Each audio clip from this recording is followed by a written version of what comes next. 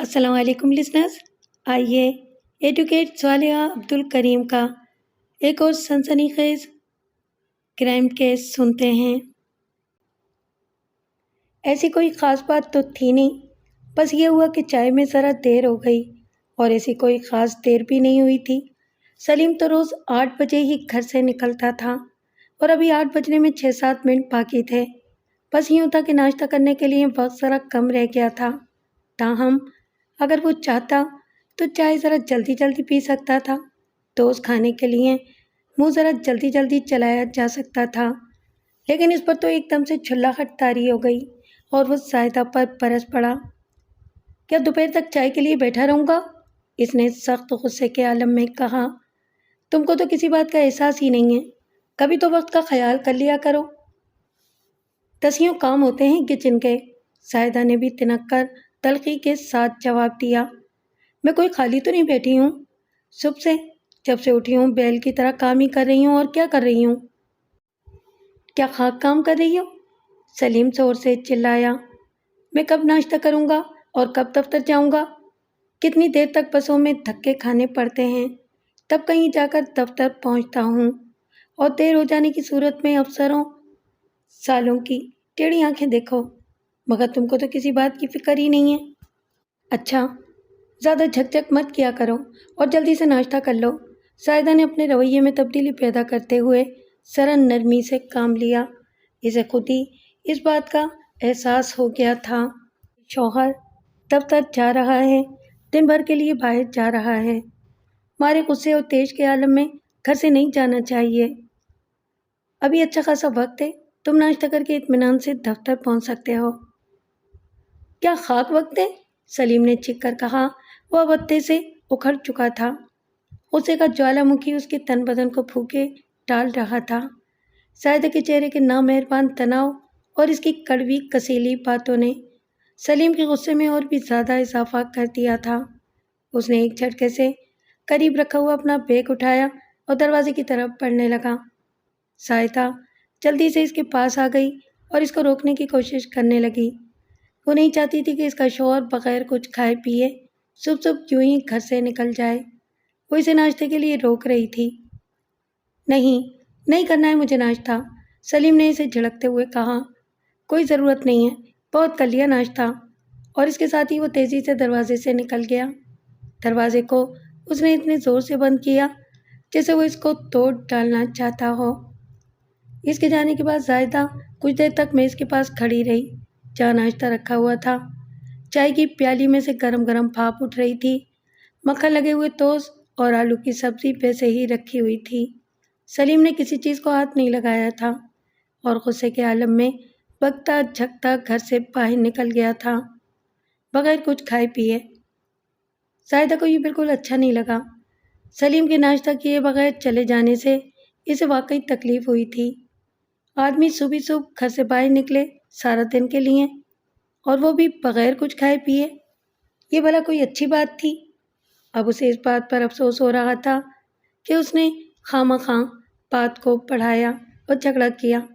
اگر وہ ذرا دیر کو خاموش ہو جاتی تو سلیم بھی بک جھک کر خاموشی اختیار کر لیتا اور لڑائی آگے نہ بڑھتی، اور اس کا شوہر ناشتہ کیے بغیر گھر سے نہ نکل جاتا۔ لیکن ان کو بھی تو میرا خیال کرنا چاہیے، اس نے دل ہی دل میں کہا۔ آخر میں سارا دن گھر کا کام کرتی ہوں، ان کی ہر ضرورت کا خیال کرتی ہوں، سب کچھ تو کرتی ہوں، اور کیا کروں؟ اگر ناشتے میں 2-4 منٹ کی دیر ہو گئی تو اس میں اس قدر چراغ پا ہونے کی بھلا کیا بات تھی؟ زاہدہ نے خود بھی ناشتہ نہیں کیا، حالانکہ اس کو معلوم تھا کہ سلیم دفتر جا کر ضرور کچھ نہ کچھ کھا پی لے گا، اور اس کو اس پر اعتراض بھی نہیں تھا۔ تاہم اس نے خود صرف ایک پیالی چائے پی، اور اس کے بعد دوپہر تک اس نے کچھ نہیں کھایا۔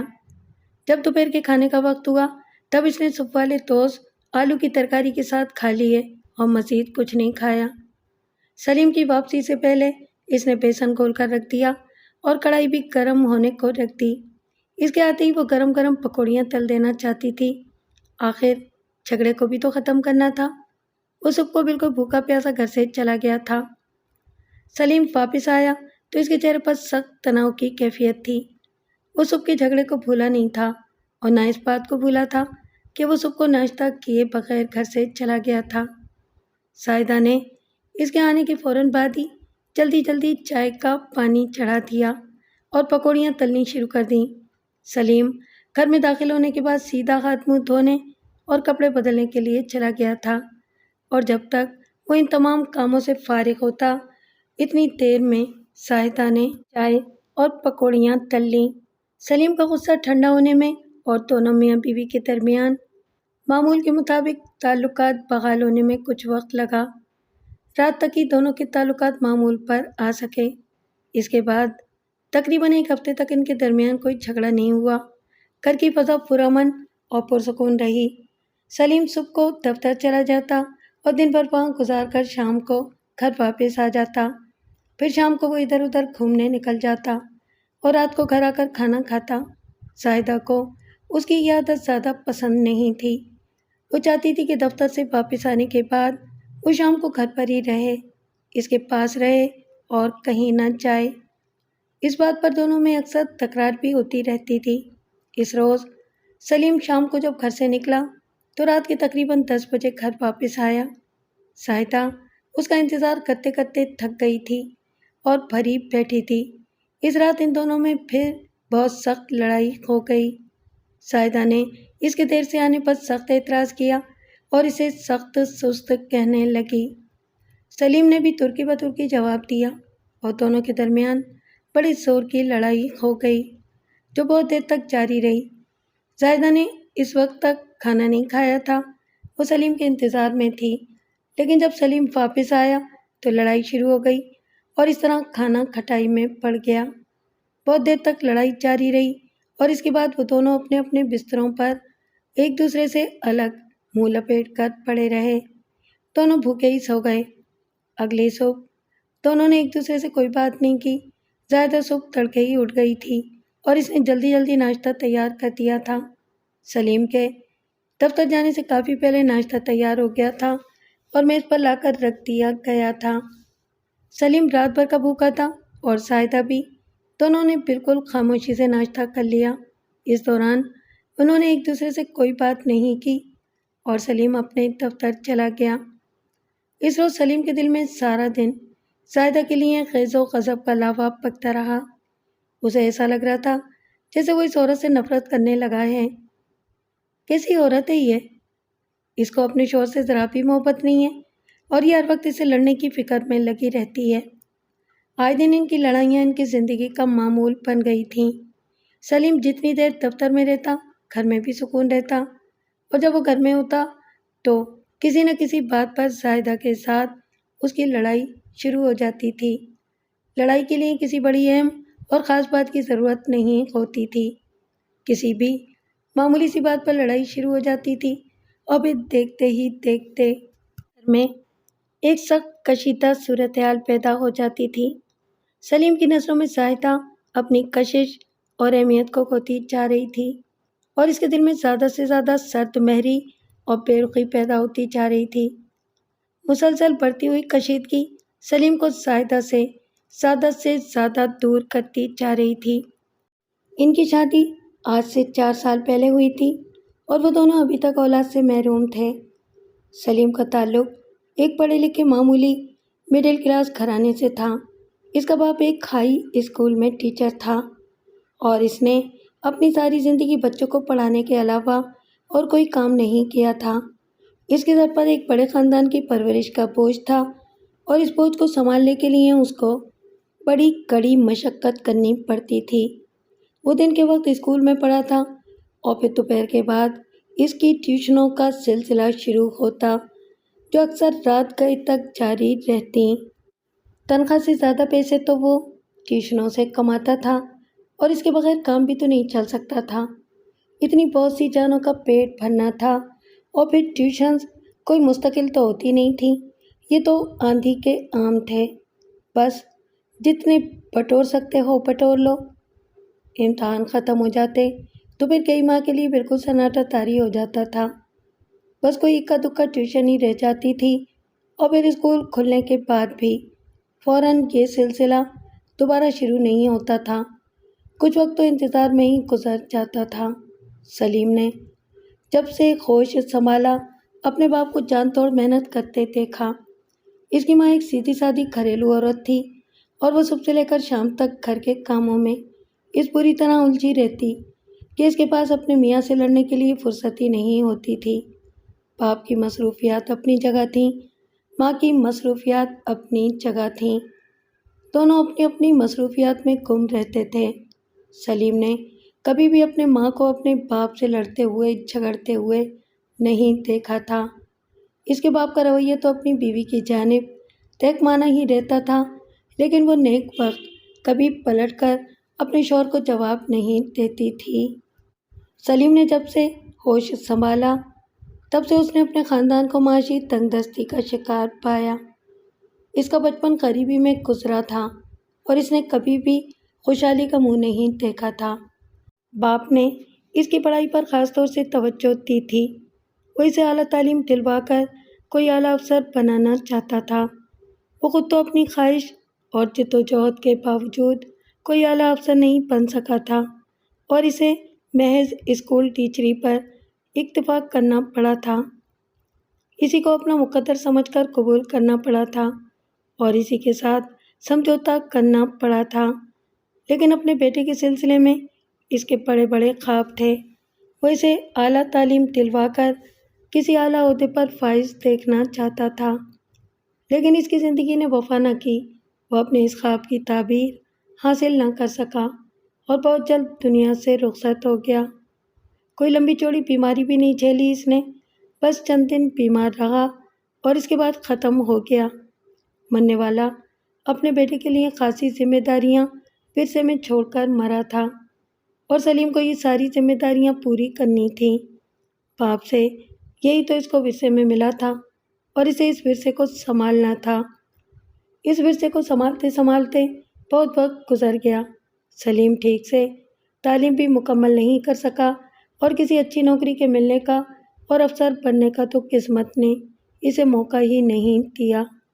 وہ بس ایک معمولی سا دفتری ملازم بن کر رہ گیا اور پھر اس کی شادی ہو گئی، اسی طرح جس طرح اس جیسے ہزاروں لاکھوں نوجوانوں کی ہوتی ہے، جن کے لواحقین اور بزرگ ان کے لیے خود رشتہ تلاش کرتے ہیں اور ساری باتیں خود ہی طے کرتے ہیں، اور عام طور سے لڑکے اور لڑکی کی رائے لینا ضروری نہیں سمجھا جاتا۔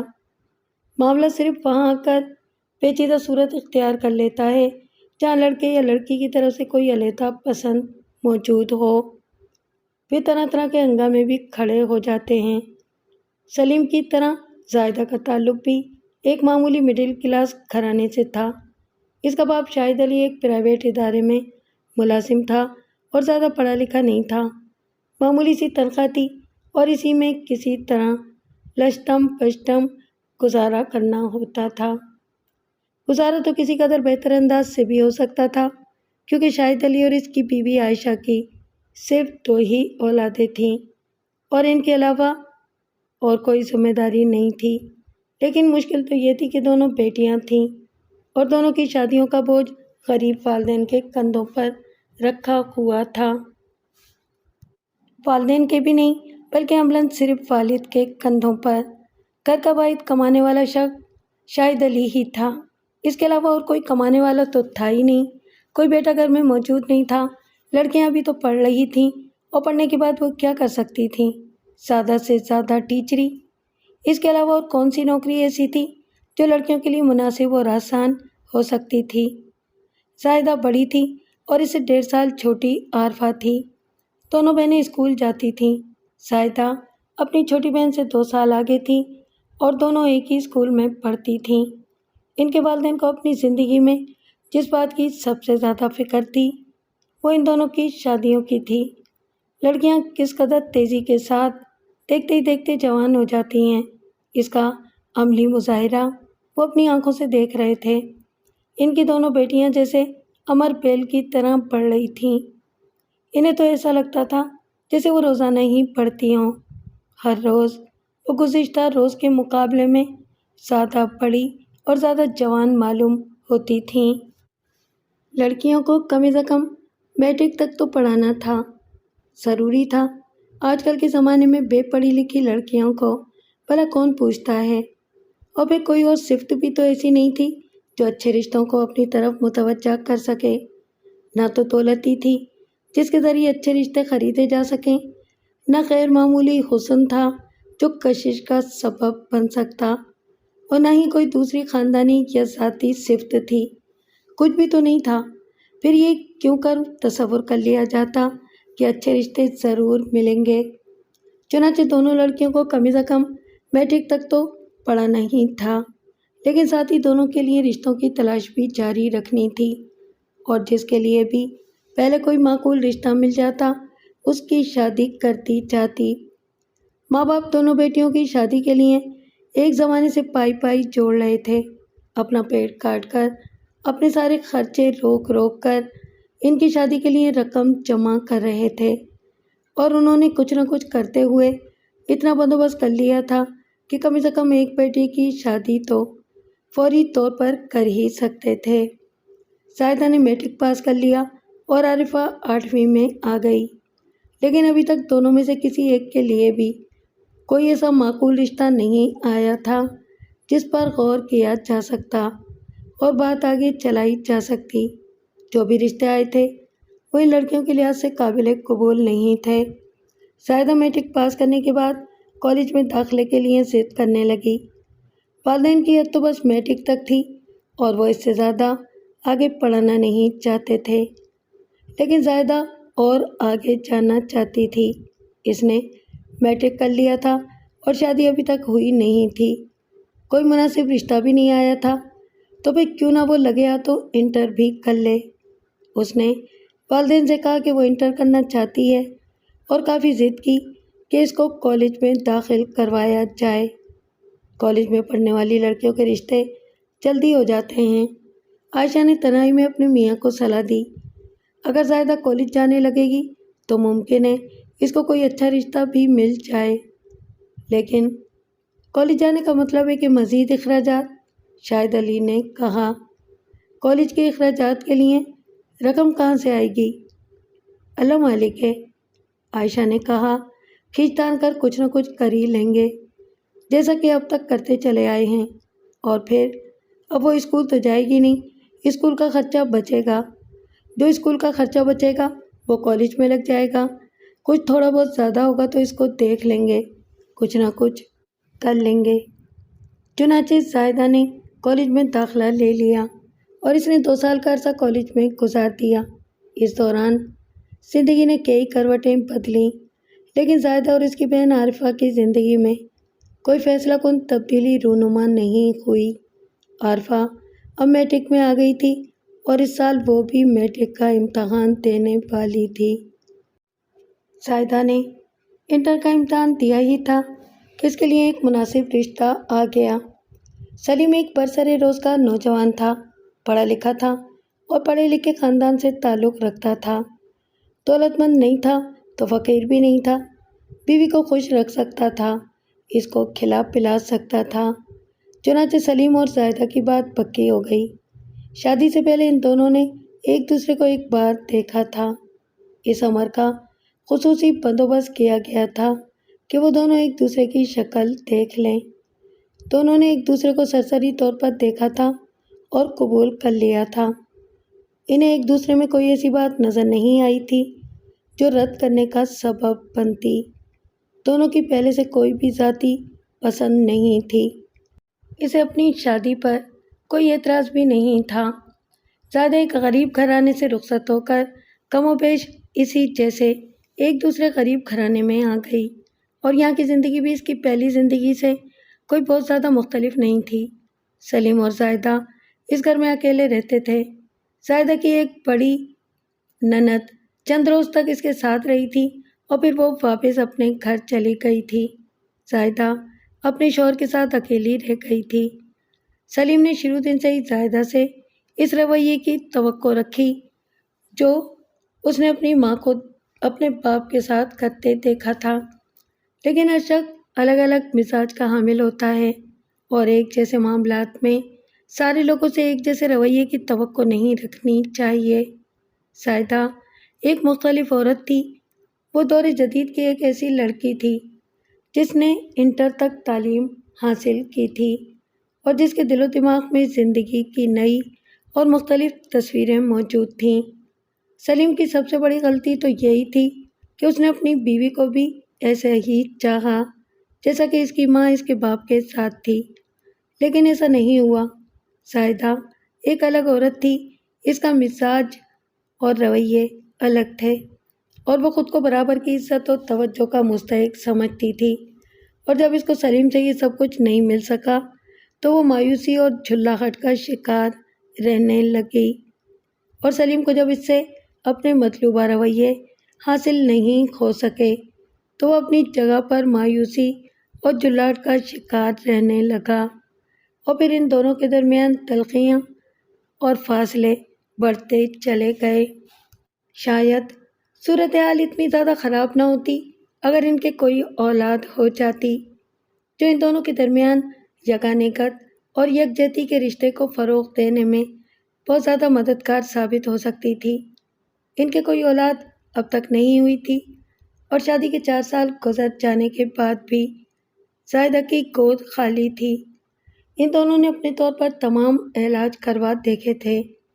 ڈاکٹروں نے اس امر کی توثیق کر دی تھی کہ وہ دونوں خلیات سے بالکل ٹھیک ہیں اور ان کے اولاد ہو سکتی ہے، لیکن اب تک ہوا تو کچھ بھی نہیں تھا۔ دونوں ہی اس صورتحال سے بیزار اور پریشان تھے، اور ان کے درمیان تلخی اور جھلاہٹ کی ایک وجہ یہ بھی تھی۔ زاہدہ کی شادی کے سال بھر بعد ہی عارفہ کی شادی بھی ہو گئی۔ میٹرک پاس کرنے کے بعد اس نے بھی کالج میں داخلہ لینے کی خواہش کا اظہار کیا تھا، اور اس بار کسی نے بھی اس کی مخالفت نہیں کی۔ زاہدہ رخصت ہو کر اس گھر سے جا چکی تھی۔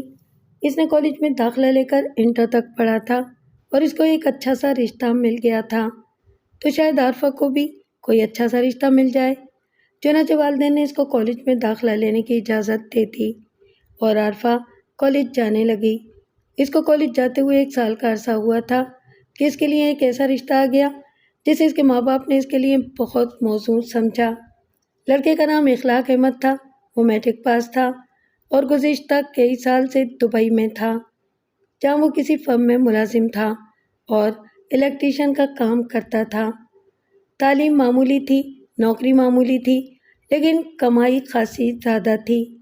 پاکستان میں اچھی خاصی بڑی تنخواہ پانے والوں سے زیادہ اچھی تنخواہ تھی اس کی۔ اگر صرف میٹرک پاس ہے تو کیا ہوا؟ عائشہ نے اس رشتے کی وکالت کرتے ہوئے اپنے شوہر سے کہا، آخر ہماری عارفہ بھی تو ابھی فرسٹ ایئر میں ہی پڑھ رہی ہے، اس نے کون سی بڑی بڑی ڈگریاں لے لی ہیں؟ ہاں، بات تو تمہاری ٹھیک ہے، شاہد علی نے کہا، اور پھر اگر وہ چاہے تو آگے پڑھ سکتا ہے۔ عارفہ اس معاملے میں اس کی پوری مدد کر سکتی ہے اور وہ اس کو آگے پڑھا سکتی ہے، دونوں کم از کم انٹر تو کر ہی سکتے ہیں۔ اصل چیز تو یہ ہے کہ وہ بہت اچھے پیسے کما رہا ہے، عائشہ نے کہا۔ ہم تو بس یہی چاہتے ہیں کہ ہماری بیٹی آرام سے رہے اور اس کی زندگی اچھی گزرے۔ عارفہ کو یہ رشتہ کچھ زیادہ پسند نہیں تھا۔ وہ خود تو فرسٹ ایئر کا امتحان دے رہی تھی اور اس کا ہونے والا شوہر صرف میٹرک پاس تھا۔ وہ خود کم سے کم انٹر تو کر ہی لینا چاہتی تھی، لیکن اخلاق احمد نے تو کافی پہلے ہی تعلیمی سلسلہ ختم کر دیا تھا اور اپنے آپ کو ایک پیشے سے منسلک کر لیا تھا۔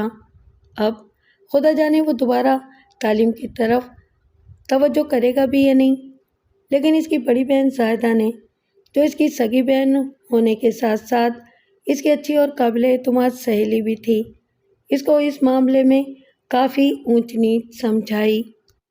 اس کی تعلیم کم ہے تو کیا ہوا، پیسے تو اچھے کما رہا ہے نا، اس نے اپنی بہن کو سمجھایا۔ میں تو اس نتیجے پر پہنچی ہوں کہ انسان کے پاس اگر پیسہ ہو تو اسے ہر دوسری کمی پوری ہو جاتی ہے۔ اخلاق احمد کوئی جاہل مطلق بھی نہیں ہے، آخر میٹرک تو پاس کیا ہی ہے نا اس نے، لکھ پڑھ تو سکتا ہے، اور پھر وہ اپنے کام میں ماہر ہے، وہاں دبئی میں بہت اچھے پیسے کما رہا ہے۔ تم اگر چاہو تو بعد میں اس کو اس بات پر راضی کر سکتی ہو کہ وہ تھوڑی سی محنت کر کے پڑھائی کر لے اور کم از کم انٹر پاس کر لے۔ میں یہی تو چاہتی ہوں آپا، عارفہ نے کہا، کم از کم کچھ تو ہو، خالی میٹرک بھی بھلا کوئی پڑھائی ہوتی ہے؟ تم اپنا دل چھوٹا مت کرو عارفہ، زاہدہ نے کہا۔ تم اس کو سمجھانا اور میں بھی تمہاری مدد کروں گی۔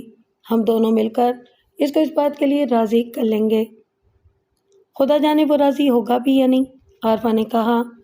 دیکھو نا، اس کا ماں کے علاوہ اس دنیا میں کوئی اور نہیں ہے، زاہدہ نے کہا۔ نہ باپ، نہ بھائی بہن، نہ کوئی اور عزیز رشتہ دار، لے دے کر بس ایک بڑی بھی ہیں۔ تو تم کوشش کر کے دونوں ماں بیٹے سے اپنے تعلقات اچھے رکھنا اور ان دونوں کا دل جیتنے کی کوشش کرنا۔ ہو سکتا ہے کہ تم اس کو راضی کرنے میں کامیاب ہو جاؤ۔ چنانچہ عارفہ اس شادی کے لیے تیار ہو گئی اور شادی کی تیاریاں شروع ہو گئیں۔ ماں کے علاوہ اخلاق احمد کا اور کوئی نہیں تھا اور اس کی ماں کو عارفہ بہت پسند آئی تھی اور وہ اسے فوری طور پر اپنی بہو بنانا چاہتی تھی۔ عارفہ کو دیکھنے کے بعد اس نے اپنے بیٹے کے لیے کسی اور لڑکی کو دیکھنے کی ضرورت نہیں محسوس کی تھی۔ اس کی تلاش یہاں آ کر ختم ہو گئی تھی۔ اخلاق احمد کی ماں تو چٹ منگنی پٹ بیاہ چاہتی تھی اور اتنی مہلت بھی دینے پر تیار نہیں تھی کہ عارفہ فرسٹ ایئر کا امتحان دے لے۔ اسے امتحان وغیرہ کی کوئی فکر نہیں تھی اور اس کے لیے اس سے کوئی فرق نہیں پڑتا تھا کہ اس کی بہو میٹرک پاس ہے یا انٹر پاس ہے۔ وہ تو عارفہ کو بیاہ کر جلدی سے جلد اپنے گھر لے جانا چاہتی تھی، لیکن عارفہ کے گھر والوں نے اس کو سمجھایا اور اس سے کہا کہ شادی اسی وقت ہوگی جب عارفہ انٹر کا امتحان دے لے گی۔ عارفہ نے انٹر کا امتحان دے لیا اور اس کے بعد اس کی شادی ہو گئی۔ اخلاق احمد کچھ دنوں کے لیے کراچی آ گیا تھا۔ عارفہ نے اخلاق احمد کو ایک بہت زیادہ مہربان، سمجھدار اور محبت کرنے والا نوجوان پایا۔ اخلاق احمد نے تو جیسے فوراً ہی اس کا دل جیت لیا تھا۔ وہ اس کی ہر بات مانتا تھا اور اس کے ساتھ تعاون کرنے کے لیے تیار رہتا تھا۔ اس نے عارفہ کی یہ بات بھی مان لی کہ وہ دوبارہ پڑھائی شروع کرے گا اور پہلے فرسٹ ایئر اور پھر انٹر کا امتحان پاس کر لے گا۔ عارفہ اپنی شادی سے بہت خوش تھی۔ اخلاق احمد نے اس کو بے پناہ پیار دیا تھا اور یہ پیار کا ایسا تجربہ تھا جس سے عارفہ بالکل ناواقف تھی۔ اخلاق احمد کے ساتھ اس کی ایک نئی زندگی کا آغاز ہوا تھا۔ کچھ دنوں کے بعد اخلاق احمد نے عارفہ کو بھی اپنے پاس بلوانے کا بندوبست کر لیا اور عارفہ دبئی چلی گئی۔ وہاں دبئی میں اخلاق احمد اور اس کی ماں کے علاوہ اور کوئی گھر میں نہیں تھا۔ عارفہ اپنے گھر میں بھی مختصر خاندان کی عادی تھی اور یہاں بھی اس کو بالکل مختصر خاندان ملا۔ دن گزرتے گئے اور شادی کے 1.5 سال بعد عارفہ نے ایک بیٹے کو جنم دیا۔ اس کا بیٹا دبئی میں ہی پیدا ہوا تھا اور پھر وہ اس کو لے کر کچھ دنوں کے لیے اپنے گھر آئی تھی۔ بیٹے کی پیدائش کے بعد سے تو عارفہ کی اپنے شوہر کے گھر میں قدر و منزلت میں بہت زیادہ اضافہ ہو گیا تھا۔ اس کا شوہر تو شادی کے پہلے دن سے ہی اس پر فدا تھا۔ اس کی ساس نے بھی ہمیشہ اس کو بہت پسند کیا تھا اور بہت محبت دی تھی، اور اب بیٹے کی ماں بن جانے کے بعد تو گھر والوں کی خوشیوں کا کوئی ٹھکانہ ہی نہیں تھا۔ عارفہ کے ہاں بیٹا پیدا ہونے کی خوشی عارفہ کے والدین کو بھی بہت ہوئی، لیکن اس خوشی میں تھوڑا سا غم کا عنصر بھی کھلا ہوا تھا۔ زاہدہ کی شادی تو عارفہ سے کافی پہلے ہو گئی تھی، لیکن زاہدہ کی گود ابھی تک خالی تھی اور اس بنیاد پر ان دونوں میاں بیوی کے درمیان تعلقات بھی کشیدہ رہتے تھے۔ اگرچہ ان دونوں کی کوشش یہ ہوتی تھی کہ ان کے درمیان ہونے والے جھگڑوں کا باہر کے لوگوں کو کوئی علم نہ ہو سکے، لیکن پھر بھی ایسی باتیں زیادہ دنوں تک چھپی نہیں رہتیں۔ لوگوں کا یہی خیال تھا کہ ان دونوں کے درمیان آئے دن پیدا ہونے والی تلخیوں کا اصل سبب اولاد سے محرومی ہے، حالانکہ اصل سبب یہ نہیں تھا۔ یہ تو ان بہت سارے اسباب میں سے ایک تھا جو آہستہ آہستہ جمع ہونے لگے تھے۔ زاہدہ اور سلیم کے برخلاف عارفہ اور اخلاق احمد کی زندگی بہت زیادہ خوشگوار اور پرمسرت گزر رہی تھی۔ اخلاق احمد نے اپنی محبت کرنے والی بیوی کے مشورے اور اصرار پر فرسٹ ایئر کا امتحان بھی پاس کر لیا تھا اور اب وہ انٹر کا امتحان دینے کی تیاری کر رہا تھا۔ عارفہ نے پڑھائی میں اس کی بہت مدد کی تھی۔ شادی کے فوراً ہی بعد اخلاق احمد کی مالی پوزیشن یکبار کی بہت اچھی ہونی شروع ہو گئی تھی۔ اسے ایک چھوٹے سے کام کا ٹھیکہ مل گیا تھا جسے اس نے مقررہ وقت سے پہلے ہی اور بہت عمدہ طریقے سے سر انجام دے دیا، اور یہیں سے گویا اس کے لیے خوش قسمتی کا دروازہ کھل گیا۔ اس ٹھیکے کے فوراً ہی بعد اس کو دوسرا ٹھیکہ مل گیا۔ یہ پہلے ٹھیکے کے مقابلے میں کچھ بڑا تھا۔ اخلاق احمد نے اس کام کو بھی بہت عمدہ طریقے سے انجام دیا۔ ٹھیکے ملنے سے تو وہ بہت خوش تھا کیونکہ ان میں کافی آمدنی ہوتی تھی، اور اس لیے وہ زیادہ سے زیادہ محنت کر کے زیادہ سے زیادہ کامیابی حاصل کرنا چاہتا تھا۔ اس کی اعلیٰ کارکردگی اور شخصی محنت اور صلاحیت کے نتیجے میں اسے اب زیادہ ٹھیکے ملنے لگے اور اس کا کام ایک دم سے چمک اٹھا۔ اسے کام کرنے کے لیے کچھ اور لوگوں کو اپنے ساتھ رکھنے کی ضرورت پڑی، اور پھر کچھ دنوں کے بعد اس کو مزید کارکنوں کی ضرورت پڑی جن کو اسے کراچی سے لانا پڑا۔ اس مقصد کے لیے اس نے کراچی کا ایک چکر لگایا اور کئی ایسے مزدوروں کو اپنے ساتھ دبئی لے آیا جو تھوڑا بہت بجلی کا کام کر سکتے تھے۔ باقی کام تو ان کو سائٹ پر سیکھ لینا تھا جہاں تجربے کار الیکٹریشینز اس کے ساتھ کام کر رہے تھے، اور پھر دیکھتے ہی دیکھتے اس کے بعد دولت کے ڈھیر لگ گئے۔ اس کے پاس اس قدر پیسہ جمع ہو گیا کہ اسے سنبھالا نہیں جاتا تھا۔ اس نے دبئی میں کچھ اور کاروبار بھی شروع کر دیا۔ اس سے اس کو مزید علیحدہ سے آمدنی ہونے لگی۔ عارفہ بہت خوش و خرم زندگی گزار رہی تھی۔ اس کو خدا نے ایک بیٹا بھی دیا تھا اور اس کے میاں کو ڈھیروں دولت دی تھی۔ اس قدر دولت تھی اس کے پاس کہ شاید اس کی اگلی پوری نسل کو کچھ کرنے کی ضرورت نہیں تھی۔ عارفہ نے اپنے والدین کو اور اپنے بہن بھائیوں کو کچھ دنوں کے لیے دبئی بلایا اور وہ سب لوگ دبئی گئے۔ زائدہ اپنی چھوٹی بہن کی خوشحالی کو دیکھ کر بہت خوش تھی۔ اخلاق احمد نے بہت پیسہ کمایا تھا اور اب وہ بہت دولت مند بن چکا تھا، اور اپنی بیوی کے ساتھ اس کا رویہ بہت ہی اچھا اور محبت سے بھرا ہوا تھا۔ عارفہ نے زائدہ کو بتایا کہ وہ اپنے شوہر کے ساتھ مکمل طور پر خوش و خرم ہے اور اپنی خوش قسمتی پر ناز کرتی ہے کہ اس کی شادی اخلاق احمد جیسے محبت کرنے والے آدمی سے ہوئی جس نے آج تک اس کو کوئی تکلیف نہیں پہنچائی اور جس کے مالی حالات بھی اب بہت اچھے ہیں۔ زائدہ کو اس بات سے تو یقیناً خوشی ہوئی کہ اس کی بہن خوش ہے، لیکن ساتھ ہی اسے اپنے حالات کے دکھ کا کچھ زیادہ ہی احساس ہوا۔ اس کا شوہر تو اس سے کتنا جھگڑتا رہتا تھا، دونوں کے درمیان بار بار کشیدگی پیدا ہو جاتی تھی، اور بھی اس کی گود بھی اب تک خالی تھی۔ مالی حالات بھی اچھے نہیں تھے، بس معمولی سی لگی بندھی تنخواہ تھی جس میں گزارا ہوتا تھا۔ اس نے اپنے حالات کا اپنی بہن کے حالات سے موازنہ کیا تو اس کو بہت دکھ ہوا، لیکن بہن کی خوشی بہرحال اس کے لیے بھی خوشی کا باعث تھی۔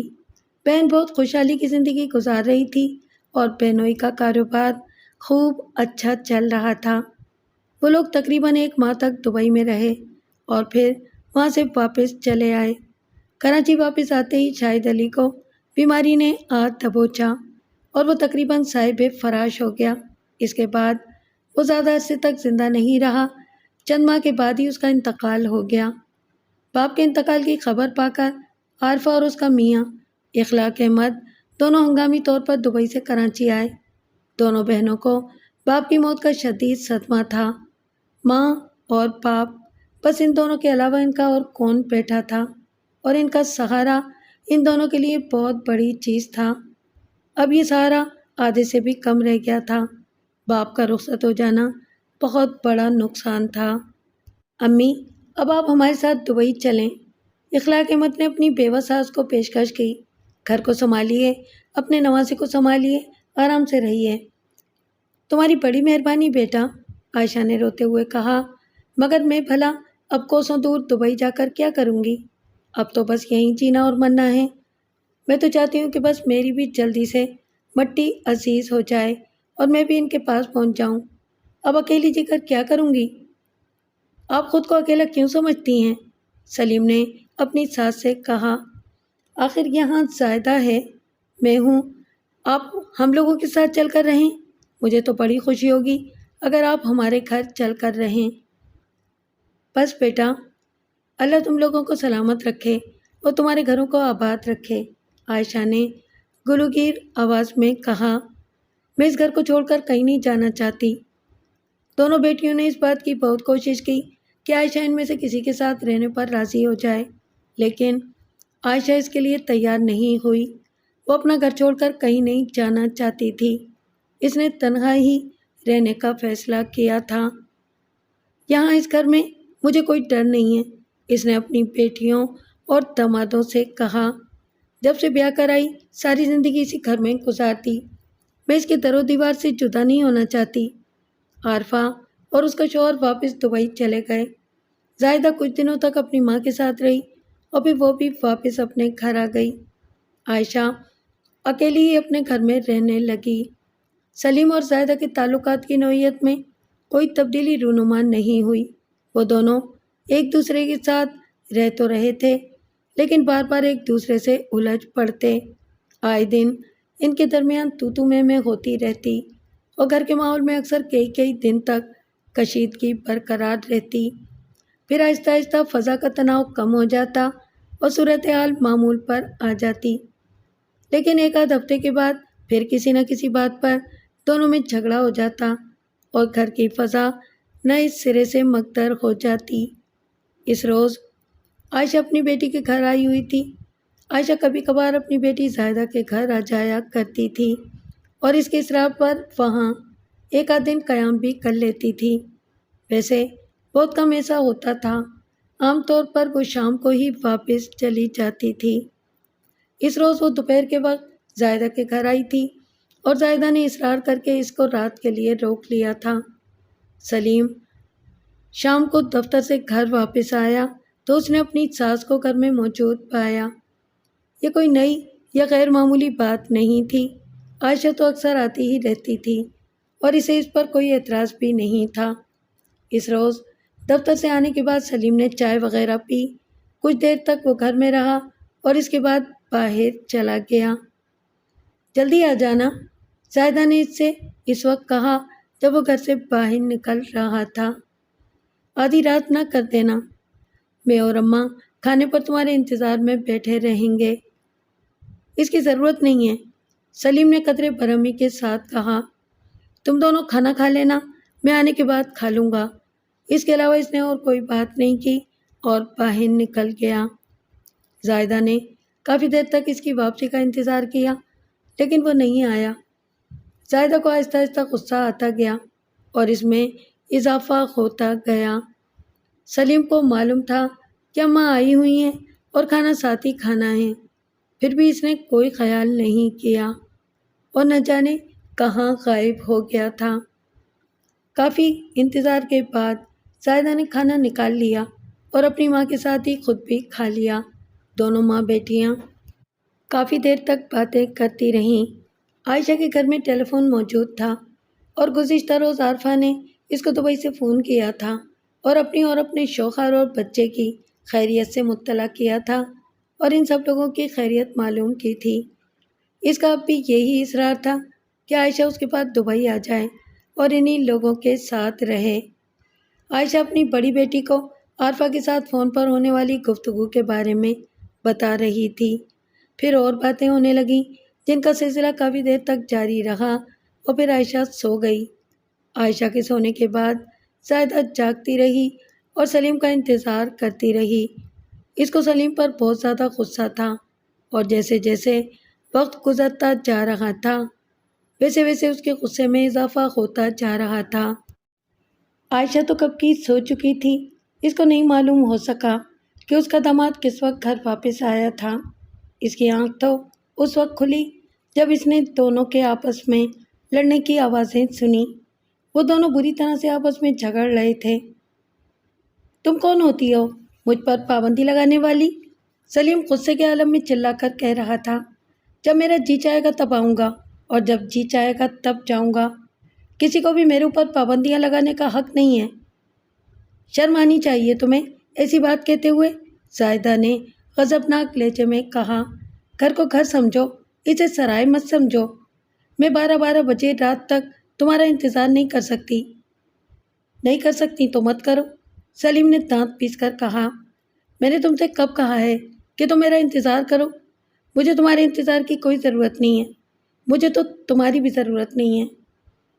اچھا، اگر میری بھی کوئی ضرورت نہیں ہے تو پھر نکال باہر کرو مجھے گھر سے، زاہدہ نے چیخ کر کہا۔ ہاں ہاں جاؤ، چلی جاؤ، کس نے روکا ہے تم کو؟ مجھے نہیں ہے تمہاری ضرورت، مجھے کسی کی ضرورت نہیں ہے۔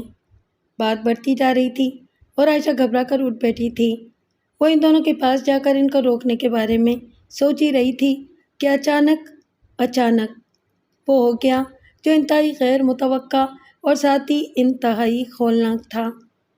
میں تم کو طلاق دیتا ہوں، طلاق دیتا ہوں، طلاق دیتا ہوں، سلیم نے بیشیوں کی طرح چلاتے ہوئے کہا، اور جب تک عائشہ اس کے پاس جا کر اس کو روکنے کی کوشش کرتی، اس وقت تک سلیم کے ہونٹوں کی کمان سے طلاق کے تینوں تیر نکل چکے تھے۔ عائشہ تیزی سے اٹھ کر بدحواسی کے عالم میں ان لوگوں کی طرف بھاگی۔ سلیم، سلیم، بیٹا یہ تم کیا کر رہے ہو؟ یہ تم نے کیا کیا؟ ہوش میں آؤ۔ لیکن اب کچھ نہیں ہو سکتا تھا، جو کچھ ہونا تھا وہ تو ہو چکا تھا اور اس کی تلافی نہیں ہو سکتی تھی۔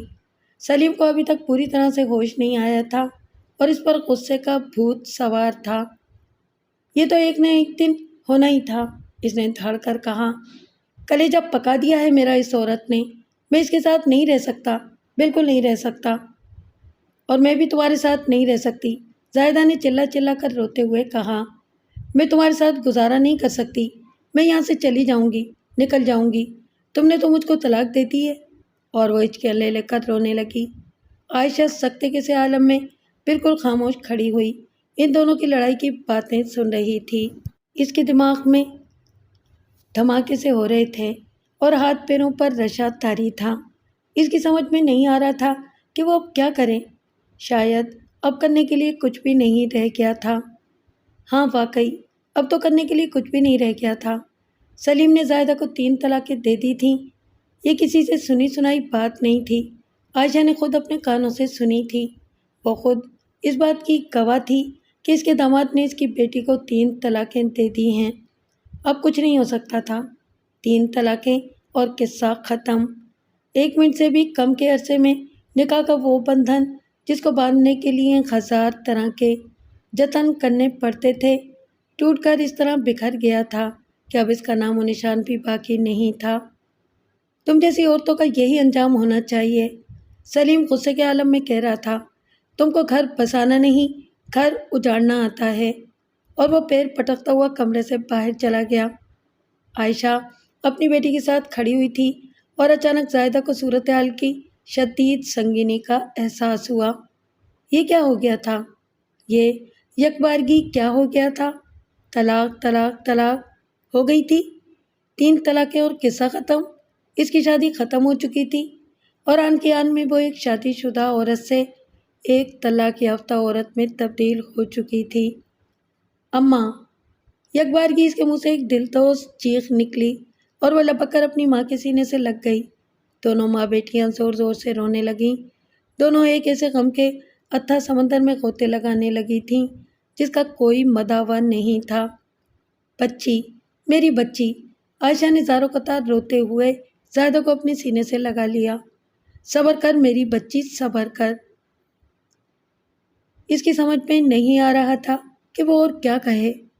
جس طرح کسی کی موت ہو جانے پر اس کے لواحقین اور پسماندگان کو صرف صبر کی تلقین ہی کی جا سکتی تھی، اسی طرح کسی طلاق یافتہ عورت کو بھی صرف صبر کی ہی تلقین کی جا سکتی تھی، کیونکہ موت کی طرح طلاق کا بھی کوئی مداوع نہیں تھا، اور اگر کوئی مداوع تھا تو وہ موت سے بھی زیادہ بھیانک تھا، اتنا زیادہ بھیانک کہ اس کے بارے میں سوچ کر بھی عورت کی جان نکل جاتی تھی۔ وہ رات ان دونوں ماں بیٹیوں نے روتے ہوئے اور کچھ سوتے اور زیادہ تر جاگتے ہوئے گزار دی، اور پھر کسی نہ کسی طرح صبح ہو گئی۔ سلیم دوسرے کمرے میں تھا اور اس نے وہ رات دوسرے کمرے میں ہی گزاری تھی۔ میں زاہدہ کو اپنے ساتھ لے جا رہی ہوں، صبح کو عائشہ نے اپنے سابق داماد سے کہا۔ تم نے اس کو 3 طلاقیں دے دی ہیں اور اب یہ تم پر حرام ہو گئی ہے، تم دونوں ساتھ نہیں رہ سکتے۔ جی ہاں، سلیم نے سرد اور خشک لہجے میں کہا، لے جائیے، اور وہ یہاں سے جو چیزیں بھی چاہیں لے جا سکتی ہیں، میں مہر کی رقم کی جلد ادائیگی کا بندوبست کر دوں گا۔ 3 طلاقیں ہو چکی تھیں، عائشہ بھی اس بات سے بخوبی واقف تھی اور وہ دونوں بھی۔ سب کچھ سن لیا گیا تھا، اب تو سارا معاملہ ہی ختم ہو گیا تھا۔ زاہدہ اور سلیم کے درمیان ہر بندھن ناقابل تلافی طور پر ٹوٹ گیا تھا۔ وہ دونوں ہمیشہ ہمیشہ کے لیے ایک دوسرے کی دنیا سے نکل گئے تھے۔ عائشہ اپنی طلاق یافتہ بیٹی کو اپنے ساتھ لے گئی اور چند روز کے اندر اندر اس نے سلیم کے گھر سے عائشہ کا سامان بھی منگوا لیا۔ مفاہمت اور مصالحت کا کوئی دروازہ کھلا ہوا نہیں تھا، سارے دروازے ہمیشہ کے لیے بند ہو چکے تھے۔ زاہدہ طلاق لے کر ماں کے گھر آ گئی اور اس نے اپنے شوہر سے نان نفقے وغیرہ کا کوئی تقاضا نہیں کیا۔ سلیم نے اس کے مہر کی رقم بھی ادا نہیں کی۔ عائشہ نے 2-1 بار رابطہ قائم کر کے اس سے کہا کہ وہ زاہدہ کے مہر کی رقم ادا کر دے، لیکن سلیم صاف ٹال گیا۔ اس نے کہہ دیا کہ فی الحال اس کے پاس رقم نہیں ہے۔ زاہدہ کی طلاق کی خبر اس کی چھوٹی بہن عارفہ کو دبئی پہنچی تو اس کو بے انتہا رنج ہوا۔ یہ بات تو اس کے علم میں تھی کہ اس کی بڑی بہن اور بہنوئی کے تعلقات کشیدہ رہتے تھے، لیکن اس کو یہ اندازہ نہیں تھا کہ نوبت یہاں تک پہنچے گی اور سلیم زاہدہ کو طلاق دے دے گا۔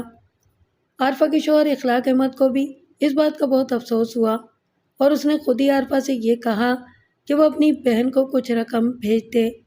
عارفہ نے فوراً ہی رقم بھجوانے کا بندوبست کر لیا اور زاہدہ کو اچھی خاصی رقم کا ایک ڈرافٹ بھیج دیا اور اس سے فون پر تفصیلی بات بھی کی۔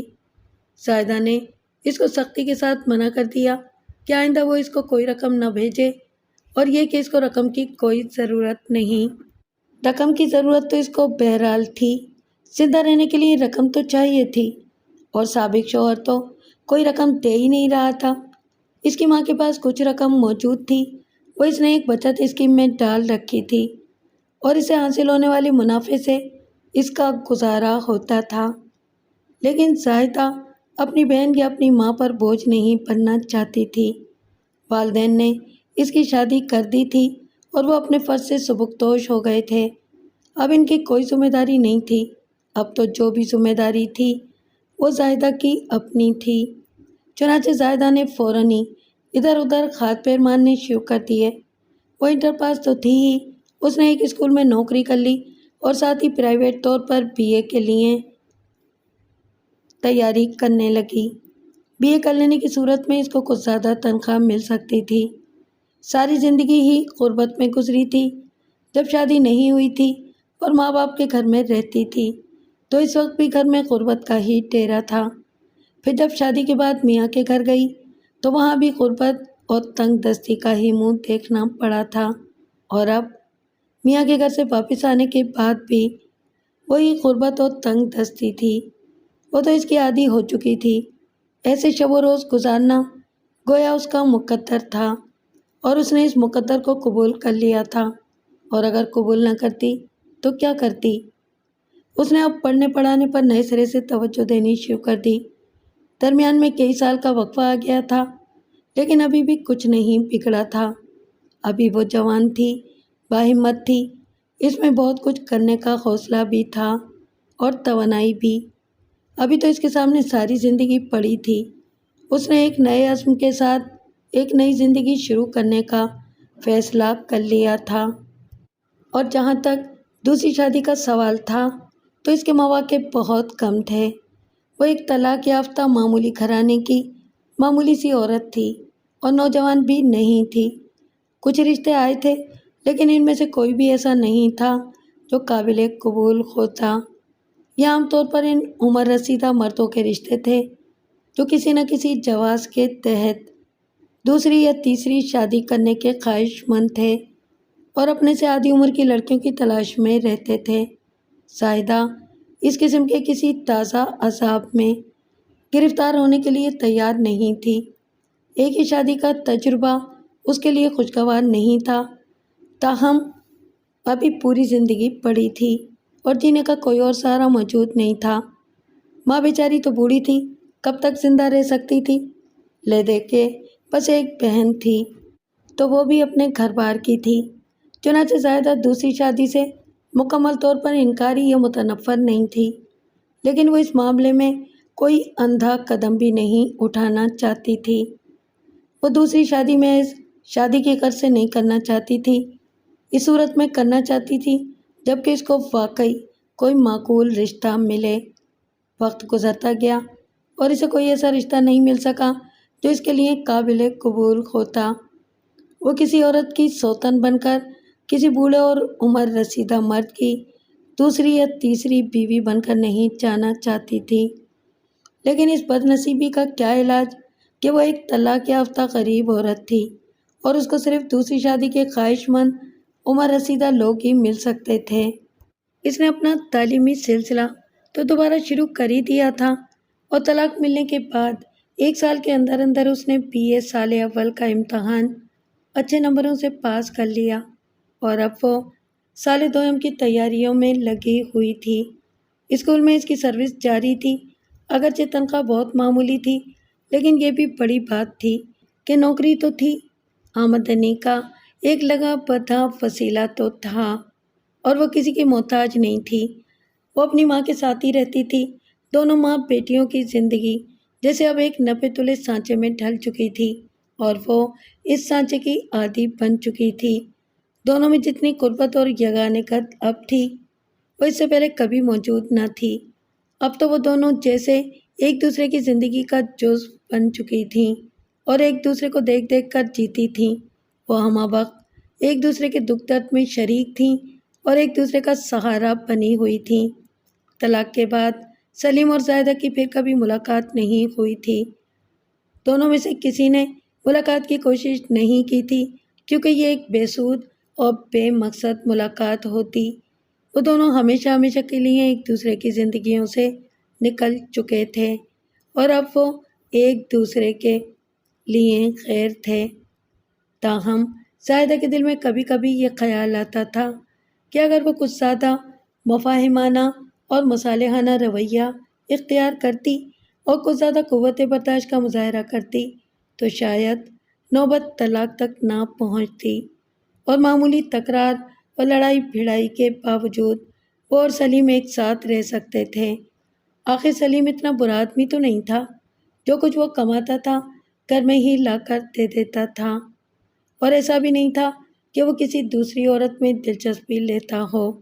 بس یہ تھا کہ غصے کا ذرا تیز تھا، لیکن اگر وہ خود مدھم پڑ جاتی تو شاید بات اتنی زیادہ خراب نہ ہوتی، لیکن اب تو سب کچھ ختم ہی ہو گیا تھا۔ سلیم نے بھی زاہدہ کو طلاق دینے کے بعد دوسری شادی نہیں کی تھی، اگرچہ اس کے دوستوں اور عزیزوں کا بڑا اصرار تھا کہ وہ دوسری شادی کر لے، لیکن اس نے اب تک ایسا کچھ نہیں کیا تھا۔ زاہدہ کو طلاق دے دینے کے بعد وہ کچھ عرصے تک بالکل آزادی کی زندگی گزارنا چاہتا تھا۔ اس نے دوبارہ زاہدہ سے ملاقات کی کبھی کوشش بھی نہیں کی۔ اب ان بے مقصد باتوں میں آ کر رکھا ہی کیا تھا؟ تاہم اس کو زاہدہ کے بارے میں یہ بات معلوم تھی کہ اس نے ابھی تک دوسری شادی نہیں کی ہے اور وہ ایک اسکول میں نوکری کر رہی ہے۔ زاہدہ اور اس کی ماں کو بھی سلیم کے بارے میں یہ معلوم تھا کہ اس نے ابھی تک دوسری شادی نہیں کی ہے اور وہ اکیلا ہی رہ رہا ہے۔ پھر ایک ایسا خوفناک سانحہ رونما ہوا جس نے عائشہ اور زاہدہ کو ہلا کر رکھ دیا اور ان کی زندگیوں سے ہر خوشی چھین لی۔ پہلے ہی ان کو کون سی خوشیاں حاصل تھیں اور اب تو وہ دونوں بالکل ہی تباہ و برباد ہو کر رہ گئیں۔ دبئی میں عارفہ، اس کا شوہر اخلاق احمد اور ان دونوں کا بیٹا نبیل احمد ایک گاڑی میں سفر کر رہے تھے۔ اچانک اس گاڑی کے بریک فیل ہو گئے اور ایک ٹرک کو بچانے کی کوشش میں گاڑی ایک دوسرے ٹرک سے ٹکرا گئی تھی۔ تیز رفتاری کے ساتھ بھاگتی ہوئی گاڑیوں کا یہ حادثہ اس درجہ خوفناک اور ہلاکت انگیز تھا کہ اخلاق احمد کی گاڑی کا کوئی بھی مسافر زندہ نہ بچا۔ اخلاق احمد، عارفہ اور ان کا بیٹا نبیل احمد تینوں نے جائے حادثہ پر ہی دم توڑ دیا، اور جس ٹرک سے یہ گاڑی ٹکرائی تھی اس کا ڈرائیور بھی جھٹکے سے نیچے جا گرا اور اپنے ہی ٹرک کے پہیوں میں پھنس کر ہلاک ہو گیا۔ اس حادثے کی خبر جب کراچی میں عارفہ کی ماں اور اس کی بہن کو ملی تو وہ دونوں جیسے صدمے سے پاگل ہو گئیں۔ عائشہ پر बेहोशी के दौरे पड़ने लगे। तबाहाल ज़ाहिदा माँ को भी संभालती थी और ख़ुद को भी संभालती थी। वो खुद गम से निढाल थी और इसका सारा वजूद जैसे रेज़ा रेज़ा होकर मुंतशिर हुआ जा रहा था। लेकिन माँ को सहारा देने वाला, इसे संभालने वाला, इसको दिलासा तसल्ली देने वाला, इसके अलावा और कोई भी नहीं था। वो खुद सदमे से निढाल और बेदम हुई जा रही थी, लेकिन अपनी माँ को संभालने में लगी हुई थी। इस जान का सदमे ने इन दोनों माँ बेटी से ज़िंदगी की बची कुची गिनी चुनी खुशियाँ भी छीन लीं। दोनों की ज़िंदगियों में अब घूर अंधेरों के अलावा और कुछ बाकी नहीं बचा था। ज़ाहिदा के लिए तो ये सदमा और भी ज़्यादा संगीन नौयत का हामिल था। माँ तो पहले ही बूढ़ी थी और एक नाकाबिल एतबार सहारे की हैसियत रखती थी। अगर कोई मजबूत सहारा था तो वो बहनी थी। बहन और बहनोई दोनों इसकी बहुत इज्जत करते थे और मोहब्बत भी। कुछ ही दिन पहले आरफा ने दुबई से फ़ोन करके ज़ाहिदा और अपनी माँ से काफ़ी देर तक बात की थी। मैं तो कहती हूँ कि तुम और अम्मा दोनों हमारे पास दुबई आ जाओ, आरफा ने कहा। सब साथ मिलकर रहेंगे, कितना अच्छा लगेगा। इखलाक तो मुझसे कई बार कह चुके हैं। तुम और अम्मा अगर तैयार हो तो वो फ़ौरन तुम लोगों के वीज़े वगैरह के लिए भाग दौड़ शुरू कर दें। नहीं आरफा, ज़ाहिदा ने एक ठंडी सांस भरकर कहा, हम लोग यहीं ठीक हैं। खामखा तुम लोगों को परेशान करने से कोई फ़ायदा नहीं। यहाँ भी हमारी बस ठीक ठाक ही गुजर रही है। अम्मा से तो मैंने बहुत कहा था कि वो तुम्हारे पास दुबई चली जाएं, लेकिन वो यहाँ से जाने पर कतई राज़ी नहीं हैं। मैंने तो इनसे कहा था कि मैं इनके बगैर रह लूँगी, ऐसी कोई बात नहीं है, लेकिन वो नहीं मानी। ज़ाहिर है कि वो तुमको अकेला छोड़कर तो नहीं आएंगी, आरफा ने कहा। तुम खुद भी आने के लिए तैयार हो और उनको भी लाओ। आरफा से काफ़ी देर तक बातें होती रही थीं और आरफा ने आखिर में यही कहा था कि वो और अम्मा अगर आने के लिए तैयार हो जाएं तो वो इखलाक अहमद से बात करके वीज़ा वगैरह के लिए कोशिश शुरू कर दे। और अब तो सब कुछ खाक हो गया था। वो तीनों एक झटके में दुनिया से रुखसत हो गए थे। देखते ही देखते इनका नामो निशान मिट गया था। कुछ भी तो बाकी ना बचा था। दोनों माँ बेटियों ने सदमे के इस पहाड़ को अपने सर पर उठाया और इनके नाजुक जिस्म इस भारी बोझ तले कुचल कर चुरमुरा कर रह गए और जैसे इनकी जान निकल गई। लेकिन उन्होंने इस सदमे को भी झेल लिया। इंसान तो हर सदमा झेल ही लेता है। इस सानिया के चंद माह के बाद एक रोज़ दरवाजे पर दस्तक हुई। दोनों माँ बेटियां घर पर ही मौजूद थीं। वो आमतौर से घर पर ही रहती थीं और बहुत कम कहीं आती जाती थीं। आयशा ने दस्तक की आवाज़ सुनकर दरवाज़ा खोला और ये देखकर हैरान रह गई कि दरवाजे पर सलीम खड़ा था। अस्सलाम वालेकुम खाला, सलीम ने अपनी साबिक सास को देखते ही कहा। वालेकुम सलाम, आयशा ने इसको सर से पांव तक गौर से देखते हुए कहा। तुम? जी हाँ खाला, मैं, सलीम ने आहिस्ता से कहा। मैं दरअसल आप लोगों से ताज़ियत करने के लिए आया हूँ। मुझे पता चला था कि आओ अंदर आ जाओ, आयशा ने गुलूगीर आवाज़ में कहा। सलीम इसकी बेटी, दामाद और इनके बच्चे की मौत पर ताज़ियत के लिए आया था। वो इसको दरवाजे से नहीं लौटा देना चाहती थी। उसने इसको अंदर बुला लिया और छोटे से ड्राइंग रूम में ले जाकर बिठा दिया। इसी वक्त ज़ाहिदा इस कमरे में दाखिल हुई। इसको नहीं मालूम था कि कोई मेहमान आया है और ड्राइंग रूम में बैठा है। आयशा इसको बताने के लिए जा रही थी, लेकिन इसी असना में वो खुद ही कमरे में आ गई। सलीम ज़ाहिदा को देखकर उठकर खड़ा हो गया। तलाक के बाद से इन दोनों ने एक दूसरे को नहीं देखा था और इस बात को कई बरस गुजर गए थे। आज इतने अरसे के बाद अचानक दोनों का आमना सामना हो गया था और दोनों चंद लम्हों तक तस्वीर हैरत बने हुए एक दूसरे को देखते रहे थे।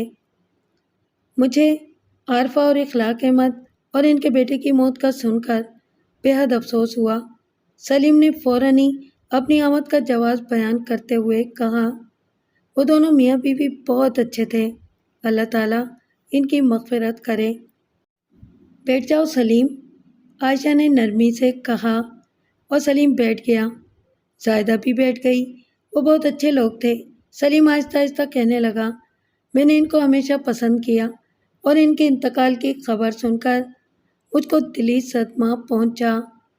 میں بہت دنوں سے آپ لوگوں کے پاس آنا چاہ رہا تھا کہ تعزیت کر لوں، لیکن بس ہمت نہیں پڑ رہی تھی۔ شاید آپ لوگوں کو میرا یہاں آنا پسند نہ آئے۔ نہیں، ایسی بھلا کیا بات ہے؟ عائشہ نے کہا، یہ تو موت کا گھر ہے اور یہاں لوگ تعزیت کے لیے آتے ہی رہتے ہیں۔ تم کیسی ہو زائدہ؟ چند لمحوں کے توقف کے بعد سلیم نے زائدہ کی طرف دیکھتے ہوئے کہا، ٹھیک ہوں، زائدہ نے آہستہ سے جواب دیا۔ تم کیسے ہو؟ اس کی زبان سے بے ساختہ نکل گیا۔ میں بھی ٹھیک ہی ہوں، سلیم نے ایک لمبی اور ٹھنڈی سانس بھر کر کہا۔ زندہ ہوں اور اپنے کیے کا بھگتان بھگت رہا ہوں۔ کسی نے اس کی بات کا جواب نہیں دیا۔ کمرے کی فضا میں بڑی ہی بوجھل اور تکلیف دہ خاموشی کھلی ہوئی تھی۔ میں تمہارے لیے چائے بنا لاتی ہوں، عائشہ نے کہا اور وہاں سے اٹھنے لگی۔ نہیں اماں، آپ رہنے دیجئے، زائدہ نے کہا، چائے میں بنا کے لاتی ہوں، اور وہ اپنی جگہ سے اٹھ کر چلی گئی۔ سلیم اور عائشہ بالکل خاموش بیٹھے ہوئے تھے۔ عائشہ کی سمجھ میں نہیں آ رہا تھا کہ وہ سلیم سے کیا بات کرے۔ ان لوگوں کے درمیان تو کہنے سننے کے لیے کچھ بھی نہیں رہا تھا۔ پھر بھی اب جب کہ وہ اس کی بیٹی اور داماد کی موت پر تعزیت کرنے کے لیے آیا تھا تو کچھ نہ کچھ بات چیت تو کرنی ہی تھی۔ تم اسی دفتر میں نوکری کر رہے ہو؟ عائشہ نے کچھ دیر کے بعد اس سے پوچھا، محض کچھ بات کرنے کی غرض سے۔ جی ہاں خالہ جان، اس نے جواب دیا، اسی دفتر میں کر رہا ہوں اور اب تو پروموشن بھی مل چکا ہے، تنخواہ بھی پہلے سے زیادہ ہو چکی ہے۔ شادی کیوں نہیں کر لیتے؟ عائشہ نے اس سے پوچھا۔ اکیلے کب تک رہو گے؟ سلیم نے نظریں جھکا لیں اور عائشہ کی بات کا کوئی جواب نہیں دیا۔ اسی وقت زیادہ چائے لے کر آ گئی۔ وہ بڑی ہی عجیب و غریب قسم کی کیفیت کا شکار تھی۔ اس شخص سے اس کا کتنا قریبی رشتہ رہ چکا تھا، لیکن آج دونوں ایک دوسرے کے لیے بالکل اجنبی اور بیگانہ تھے، جیسے کبھی وہ ایک دوسرے کے قریبی نہ رہے ہوں۔ ان کے درمیان کس قدر دوری پیدا ہو چکی تھی کہ اب وہ ایک دوسرے کے قریب آنے کے بارے میں سوچ بھی نہیں سکتے تھے۔ یہ حادثہ ہوا کس طرح سے تھا خالہ؟ سلیم نے چائے پیتے ہوئے عائشہ سے پوچھا، اور عائشہ اس کو اس سانحے کے بارے میں تفصیلات بتانے لگی۔ خدا کی مرضی میں کسی کا کیا دخل ہے؟ سلیم نے آہستہ سے کہا، اور پھر کچھ دیر کے بعد وہ عائشہ سے بولا، آپ کی صحت کیسی رہتی ہے خالہ؟ ویسے تو ٹھیک ہی ہے، بس آنکھوں میں ذرا تکلیف رہنے لگی ہے۔ پچھلے دنوں سے سوچتی ہوں کہ ڈاکٹر کو دکھا دوں۔ آنکھوں کے معاملے میں غفلت نہیں برتنی چاہیے، سلیم نے کہا۔ میں آنکھوں کے ایک بہت اچھے ڈاکٹر کو جانتا ہوں۔ کل شام کو میں دفتر سے سیدھا آ جاؤں گا اور آپ کو اس ڈاکٹر کے پاس لے چلوں گا۔ رہنے دو بیٹا، تم کیوں تکلیف کرو گے؟ عائشہ نے اس کو منع کرتے ہوئے کہا، میں خود ہی چلی جاؤں گی۔ نہیں خالہ، سلیم نے اصرار کرتے ہوئے کہا، میں آپ کو لے چلوں گا، وہ بہت اچھا ڈاکٹر ہے آنکھوں کا۔ آپ اکیلے ادھر ادھر کہاں بھٹکتی پھریں گی؟ میں آ جاؤں گا۔ چلی جائیے گا اماں، زائدہ نے اپنی ماں سے کہا۔ اچھا ہے، کوئی ہوشیار ڈاکٹر دیکھ لے آپ کو۔ عائشہ خاموش ہو گئی اور سلیم کچھ دیر کے بعد چلا گیا۔ اگلے روز شام کو سلیم آیا اور عائشہ کو اپنے ساتھ آنکھوں کے ڈاکٹر کے پاس لے گیا۔ ان دونوں کی واپسی میں کافی دیر ہو گئی۔ ڈاکٹر کے پاس مریضوں کا بہت رش تھا اور عائشہ کی باری بہت دیر میں آئی تھی۔ عائشہ واپس آئی تو کافی خوش اور مطمئن تھی۔ اس کی آنکھوں میں کافی دنوں سے تکلیف تھی، لیکن اس نے اب تک کسی ڈاکٹر سے رجوع نہیں کیا تھا، اور بعض اوقات اسے ڈر بھی لگتا تھا کہ کہیں آنکھوں میں کوئی زیادہ خرابی نہ ہو جائے۔ لیکن اب ڈاکٹر نے اس کو پورا یقین دلا دیا تھا کہ اس کی آنکھوں میں کوئی خاص خرابی نہیں ہے، صرف نظر ذرا کمزور ہو گئی تھی اور اسے چشمے کی ضرورت تھی، جس کا نمبر ڈاکٹر نے اس کو دے دیا تھا۔ ڈاکٹر کے پاس چشمے بنانے کا انتظام بھی تھا اور سلیم نے ڈاکٹر کا نسخہ دے کر وہیں چشمہ بننے کا آرڈر بھی دے دیا تھا۔ فریم عائشہ نے خود چن لیا تھا۔ اب میں 1-2 دن کے بعد آؤں گا اور آپ کا چشمہ لیتا آؤں گا، سلیم نے عائشہ سے کہا۔ اب چلتا ہوں، کھانا کھا کر جانا، زاہدہ نے آہستہ سے کہا۔ اتنی دیر ہو گئی ہے۔ ہاں بیٹا، عائشہ نے فوراً اپنی بیٹی کی تائید کی۔ کھانا کھا لو، کھانے کا وقت تو ہو ہی گیا ہے۔ ان دونوں کے معمولی سے اصرار پر سلیم کھانے کے لیے رک گیا۔ کھانا تقریباً تیار ہی تھا۔ کچھ ہی دیر کے بعد زاہدہ نے کھانا نکال لیا۔ ایک طویل عرصے کے بعد زاہدہ اور سلیم ایک ہی میز پر ایک ساتھ کھانا کھا رہے تھے اور زاہدہ کو یہ بہت عجیب سا لگ رہا تھا۔ سلیم سے تو اس کا اب کوئی رشتہ نہیں تھا۔ ان دونوں کے درمیان تو تمام رشتے ختم ہو چکے تھے۔ وہ تو ایک دوسرے کے لیے غیروں سے بھی بڑھ کر غیر ہو گئے تھے۔ پھر یہ ہم نشینی کیسی؟ کھانے کے دوران سلیم ادھر ادھر کی باتیں کرتا رہا۔ اس نے آج زاہدہ سے بھی کافی دیر تک باتیں کی اور اس سے اس کے اسکول وغیرہ کے بارے میں پوچھتا رہا۔ چند روز کے بعد وہ اپنی سابق ساس کا چشمہ لے کر آیا اور عائشہ نے وہ چشمہ لگا کر دیکھا۔ اس کی نظر فوراً ہی روشن ہو گئی اور اسے ایک دم صاف دکھائی دینے لگا۔ وہ بہت خوش ہوئی اور سلیم کو دعائیں دینے لگی۔ اس دن بھی سلیم کافی دیر تک رکا اور دونوں ماں بیٹیوں نے اصرار کر کے اس کو کھانے پر روک لیا۔ اس کے بعد سے سلیم کا وہاں آنا جانا شروع ہو گیا اور ان دونوں ماں بیٹیوں نے اس کی حوصلہ شکنی نہیں کی۔ یہ ایک طرح سے تجدید تعلقات کا سلسلہ تھا جو خاصے یقینی اور مستحکم انداز میں آگے بڑھنے لگا تھا۔ اس روز جب سلیم وہاں آیا تو عائشہ باورچی خانے میں مصروف تھی۔ وہ اور زاہدہ کمرے میں بیٹھ گئے۔ میں سوچتا ہوں زاہدہ، کاش میں نے اس روز وہ بھیانک غلطی نہ کی ہوتی تو اس طرح ہم دونوں کی زندگیاں یوں برباد نہ ہو رہی ہوتی۔ تم اپنی جگہ پر خوش اور مطمئن ہو اور نہ میں اپنی جگہ پر خوش اور مطمئن ہوں۔ سلیم علیحدگی کے بعد پہلی بار اس سے اس موضوع پر گفتگو کر رہا تھا اور زاہدہ کی آنکھیں نمناک ہو گئیں۔ تم نے تو بس ایک دم ہی تیر چلا دیا، زاہدہ نے نمناک آواز میں کہا۔ یہ بھی نہ سوچا کہ اس کے بعد ہر راستہ بند ہو جاتا ہے، سب کچھ ختم ہو جاتا ہے اور پھر پچھتانے سے کوئی فائدہ نہیں ہوتا۔ سلیم علیحدگی کے بعد پہلی بار اس موضوع پر گفتگو کر رہا تھا اور زاہدہ کی آنکھیں نمناک ہو گئیں۔ تم نے تو بس ایک دم ہی تیر چلا دیا، زاہدہ نے نمناک آواز میں کہا۔ یہ بھی نہ سوچا کہ اس کے بعد ہر راستہ بند ہو جاتا ہے، سب کچھ ختم ہو جاتا ہے اور پھر پچھتانے سے کوئی فائدہ نہیں ہوتا۔ ہاں زاہدہ، سلیم نے آہستہ سے کہا، اور اب میرے پاس پچھتاووں کے علاوہ اور کچھ نہیں رہ گیا ہے۔ تو کیا تمہیں اس بات کا پچھتاوا ہے؟ زاہدہ نے پوچھا۔ افسوس ہے تم کو اس بات کا؟ ہاں زاہدہ، مجھے اس بات کا شدید پچھتاوا ہے، سلیم نے ایک ٹھنڈی سانس بھر کر کہا۔ کاش یہ سب کچھ نہ ہوا ہوتا۔ وقتی طور پر غصہ تو سبھی کو آ جاتا ہے اور اس کی وجہ سے آپس میں ناراضگی بھی ہو جاتی ہے، لیکن اس طرح تو نہیں ہوتا کہ سارے رشتے ہی توڑ لیے جائیں۔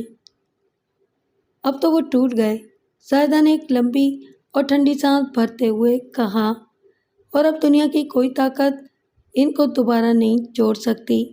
بھول جاؤ اس بات کو، کیا ہم کبھی ایک دوسرے کے اتنے قریب بھی تھے؟ میں نے اس کی بہت کوشش کی زاہدہ، سلیم آہستہ آہستہ کہہ رہا تھا۔ میں نے تم کو بھلانا چاہا، تمہارے خیال کو اپنے دل سے الگ کر دینا چاہا، لیکن میں کوشش کے باوجود ایسا نہیں کر سکا۔ میں نے تو تمہاری یاد میں دوسری شادی بھی نہیں کی۔ اس سے فائدہ کیا؟ زاہدہ نے بھرائی ہوئی آواز میں کہا۔ جو کچھ ہو چکا ہے وہ پتھر کی لکیر ہے، اس کا تو کوئی نہیں مٹا سکتا۔ مگر میں تم کو پھر سے اپنانا چاہتا ہوں زاہدہ، سلیم نے تقریباً سرگوشی میں کہا۔ جو کچھ ہو چکا ہے میں اسے بھلا دینا چاہتا ہوں، ختم کر دینا چاہتا ہوں۔ مگر یہ تو ناممکن ہے سلیم، زاہدہ نے ماتھے پر بل ڈالتے ہوئے اس سے کہا۔ یہ بھلا کس طرح ہو سکتا ہے؟ ایسی کوئی صورت موجود نہیں ہے۔ صورت تو موجود ہے زاہدہ، بشرطے کہ تم بھی ایسا کرنا چاہو۔ ہم دونوں پھر سے یکجا ہو سکتے ہیں۔ زاہدہ کے دماغ کے تار یک بار کی چھنچنا اٹھے۔ سلیم جو کچھ کہہ رہا تھا وہ اس کا مطلب سمجھ گئی تھی۔ بھلا کون نہیں جانتا تھا کہ وہ صورت کیا تھی؟ ایک اور صرف ایک ہی صورت تھی، اور اس کا خیال کر کے زاہدہ کا دل کانپ اٹھا۔ اس نے متوش سوالیہ نگاہوں سے سلیم کی طرف دیکھا اور دیکھتی ہی رہی، جیسے وہ آنکھوں ہی آنکھوں میں اس سے اپنے سوالات کے جوابات مانگ رہی ہو۔ اگر تم محض شرعی ضرورت پوری کرنے کے ایک ایسے شخص سے نکاح کر لو جو 1-2 دن کے اندر تم کو طلاق دے دے تو اس کے بعد ہم دونوں کا نکاح ہو سکتا ہے، پھر ہم دوبارہ ایک ساتھ رہ سکتے ہیں۔ نہیں سلیم نہیں، زاہدہ نے لرز کر کہا، شادی بیاہ کوئی بچوں کا کھیل تو نہیں ہے، ایک بار جو ہو گیا سو ہو گیا۔ کہیں اس طرح سے یہ محض ایک شرعی ضرورت ہوگی، سلیم نے اصرار کرتے ہوئے کہا، چونکہ اس شرط کی تکمیل کے بغیر ہم دونوں دوبارہ یکجا نہیں ہو سکتے، اس لیے۔ لیکن بھلا ایسا کون شخص ہوگا جو آج نکاح کرے اور کل طلاق دے دے؟ زاہدہ نے آہستہ سے اتنی دھیمی آواز میں کہا کہ سلیم بمشکل ہی اس کی آواز سن سکا۔ ہم دونوں مل کر ایسے کسی آدمی کو تلاش کر سکتے ہیں، سلیم نے کہا۔ ایسا آدمی مل جانا کوئی ناممکن بات تو نہیں ہے، تلاش کرنے سے مل سکتا ہے اور ہم دونوں کی زندگی سنور سکتی ہے۔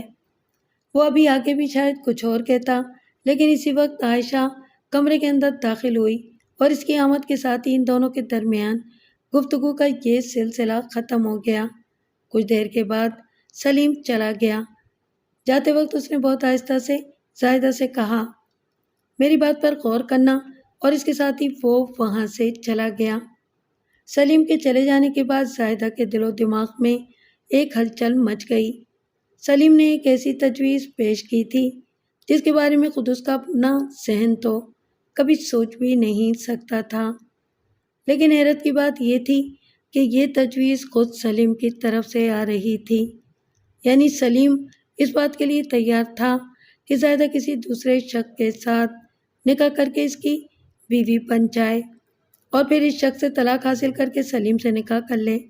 اسے یقین نہیں آ رہا تھا کہ سلیم اس سے مفاہمت اور مصالحت کے راستے پر اس حد تک آگے جا سکتا ہے۔ طلاق کو اتنا عرصہ گزر گیا تھا اور کسی دوسری جگہ زاہدہ کی شادی نہیں ہو سکی تھی۔ اسے جو بھی پر ملتے تھے وہ سب اس کے لیے ناقابل قبول ہوتے تھے۔ اب تک کسی ایسے شخص کا پیغام اس کے لیے نہیں آیا تھا جسے وہ قبول کر سکتی ہو۔ ایک ایک لمحہ کر کے وقت گزر رہا تھا، دن ہفتوں میں، ہفتے مہینوں میں اور سالوں میں بدلتے جا رہے تھے، اور کوئی دن جاتے تھے کہ بالوں میں چاندی کے تار نمودار ہونا شروع ہو جاتے۔ پھر کیا ہوتا؟ اس کے بعد کیا تھا؟ اس کے بعد ایک ہولناک سناٹا، غم انگیز ویرانی اور مایوس کن تنہائی کے علاوہ اور کچھ نہیں تھا۔ اب تو عارفہ اور اس کا شوہر بھی نہیں رہے تھے۔ جب تک عارفہ زندہ تھی تو وہ بہرحال ایک بہت بڑا سہارا تھی اور اس پر ہر لحاظ سے اعتماد کیا جا سکتا تھا، لیکن اب تو وہ بھی نہ رہی تھی۔ نہ وہ نہ اس کا شوہر، دونوں ہی اس دنیا سے رخصت ہو چکے تھے۔ لے دے کر صرف ایک اماں تھیں، سو وہ کتنے دن تک اس کا ساتھ دے سکتی تھیں؟ ان کی عمر تیزی سے ڈھل رہی تھی۔ سب کچھ سوچتے سوچتے وہ کانپ گئی۔ یا خدا، آگے کیا ہونے والا تھا؟ اس کے دماغ نے خود بخود کسی خودکار انداز میں اس کے ارد گرد موجود بہت سارے مردوں کو ٹٹولنا اور کھنگالنا شروع کر دیا۔ ان میں سے کون کیا کوئی ایسا؟ اور یکایک اس کو اپنے وجود سے شرم محسوس ہونے لگی۔ یہ کیسے خیالات تھے جو اس کے دماغ میں آنے لگے تھے؟ وہ ان خیالات سے لڑنے اور انہیں اپنے دماغ سے نکال پھینکنے کی جد و جہد میں مصروف ہو گئی۔ سلیم نے جو کچھ کہا تھا اس کے بارے میں زاہدہ نے اپنی ماں کو کچھ نہیں بتایا۔ یہ ایک ایسی بات تھی جس کا زبان پر لانا آسان نہیں تھا۔ وہ ابھی تک اپنے اعصاب میں اتنی مضبوطی بھی پیدا نہیں کر پائی تھی کہ اپنی زبان سے یہ الفاظ ادا کر سکتی، لیکن یہ بھی ناممکن تھا کہ وہ کوئی بھی اہم قدم اٹھانے سے پہلے اپنی ماں کو اعتماد میں نہ لے۔ لیکن ابھی اس کا وقت نہیں آیا تھا۔ اس کے کئی روز کے بعد سلیم پھر اس کے گھر آیا اور اس نے موقع نکال کر اس سے اس موضوع پر بات کی۔ میں نے ایک آدمی کو تلاش کر لیا ہے، اس نے سرگوشی میں کہا۔ میں اس کو بہت اچھی طرح جانتا ہوں، وہ میرا ایک دور کا عزیز ہوتا ہے، لیکن وہ اور اس کی ماں دونوں میرا بہت لحاظ کرتے ہیں۔ کیا تم کو یقین ہے کہ وہ تمہاری بات مان لے گا؟ زاہدہ نے گردن جھکا کر آہستہ سے پوچھا۔ فرض کرو کہ نکاح کے بعد اس نے طلاق دینے سے انکار کر دیا تو؟ ایسا نہیں ہوگا، سلیم نے کہا۔ نکاح سے پہلے میں اس کے ساتھ تمہاری ملاقات کروا دوں گا، تم خود اس سے بات کر لینا، تم خود اس کو یہ بتا دینا کہ محض شرعی ضرورت کے تحت اس سے نکاح کرنا چاہتی ہو، اور اس ضرورت کی تکمیل کے فوراً بعد تم اس سے طلاق لے لو گی۔ تم بہت بچکانہ باتیں کر رہے ہو سلیم، زاہدہ نے برہمی کے ساتھ کہا۔ عورت کہاں سے طلاق لے لے گی؟ طلاق دینا تو مرد کا حق ہوتا ہے، اور یہ اس کی مرضی ہوتی ہے کہ وہ عورت کو طلاق دے یا نہ دے۔ اگر وہ طلاق نہ دینا چاہے تو عورت کو عدالتوں کے چکر لگوا کر اسے بوڑھا کر دیتا ہے اور طلاق نہیں ہو پاتی۔ اوہو، تم میرا مطلب نہیں سمجھی، سلیم نے کہا۔ یہ بات تو میں خود اس سے طے کر لوں گا پہلے ہی۔ یہ نکاح اسی شرط کے ساتھ ہوگا کہ اس کو 2-1 دن کے اندر ہی طلاق دینی ہوگی، اور یہ سب کچھ میں خود اس کے ساتھ طے کر لوں گا۔ تم سے ملاقات کے لیے تو میں اس لیے کہہ رہا ہوں تاکہ تم اس کو دیکھ لو، اس سے بات چیت کر لو، اور تمہیں اس کے بارے میں کچھ اندازہ ہو جائے۔ یہ سب کچھ بہت مشکل ہے سلیم، زاہدہ نے پریشانی کے ساتھ کہا۔ میں کسی شخص سے بس یوں ہی وقتی طور پر نکاح؟ یہ تم شوقیہ تو نہیں کر رہی ہو؟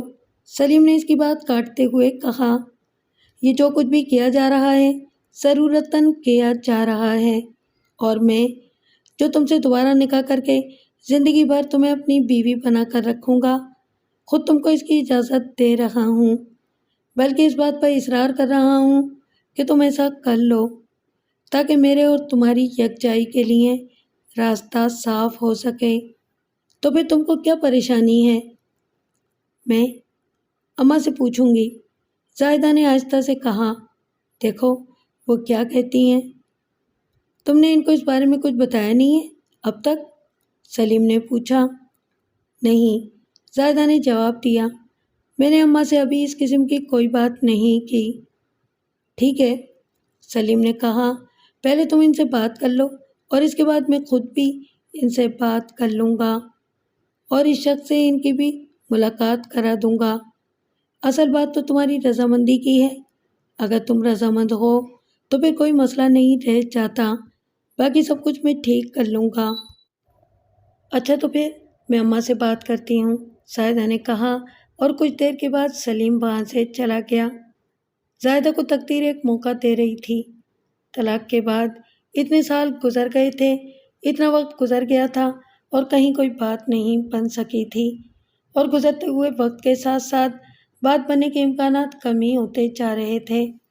سلیم لاکھ برا سہی، لیکن اب وہ اپنے کیے پر شرمندہ تھا، اور ایک بار پھر رجوع کرنا چاہتا تھا، اور اس بات کے قوی امکانات تھے کہ اس بار دونوں کے درمیان تعلقات کی نوعیت بالکل مختلف ہو، اور وہ دونوں مستقلاً ساتھ رہ سکیں۔ زندگی نے ان کو بہت سارے سبق سکھا دیے تھے، اور دونوں کو ہی عقل آ گئی تھی۔ اپنی ماں سے بات کرنے کی اس میں ہمت نہیں پڑ رہی تھی، لیکن بات تو کرنی ہی تھی۔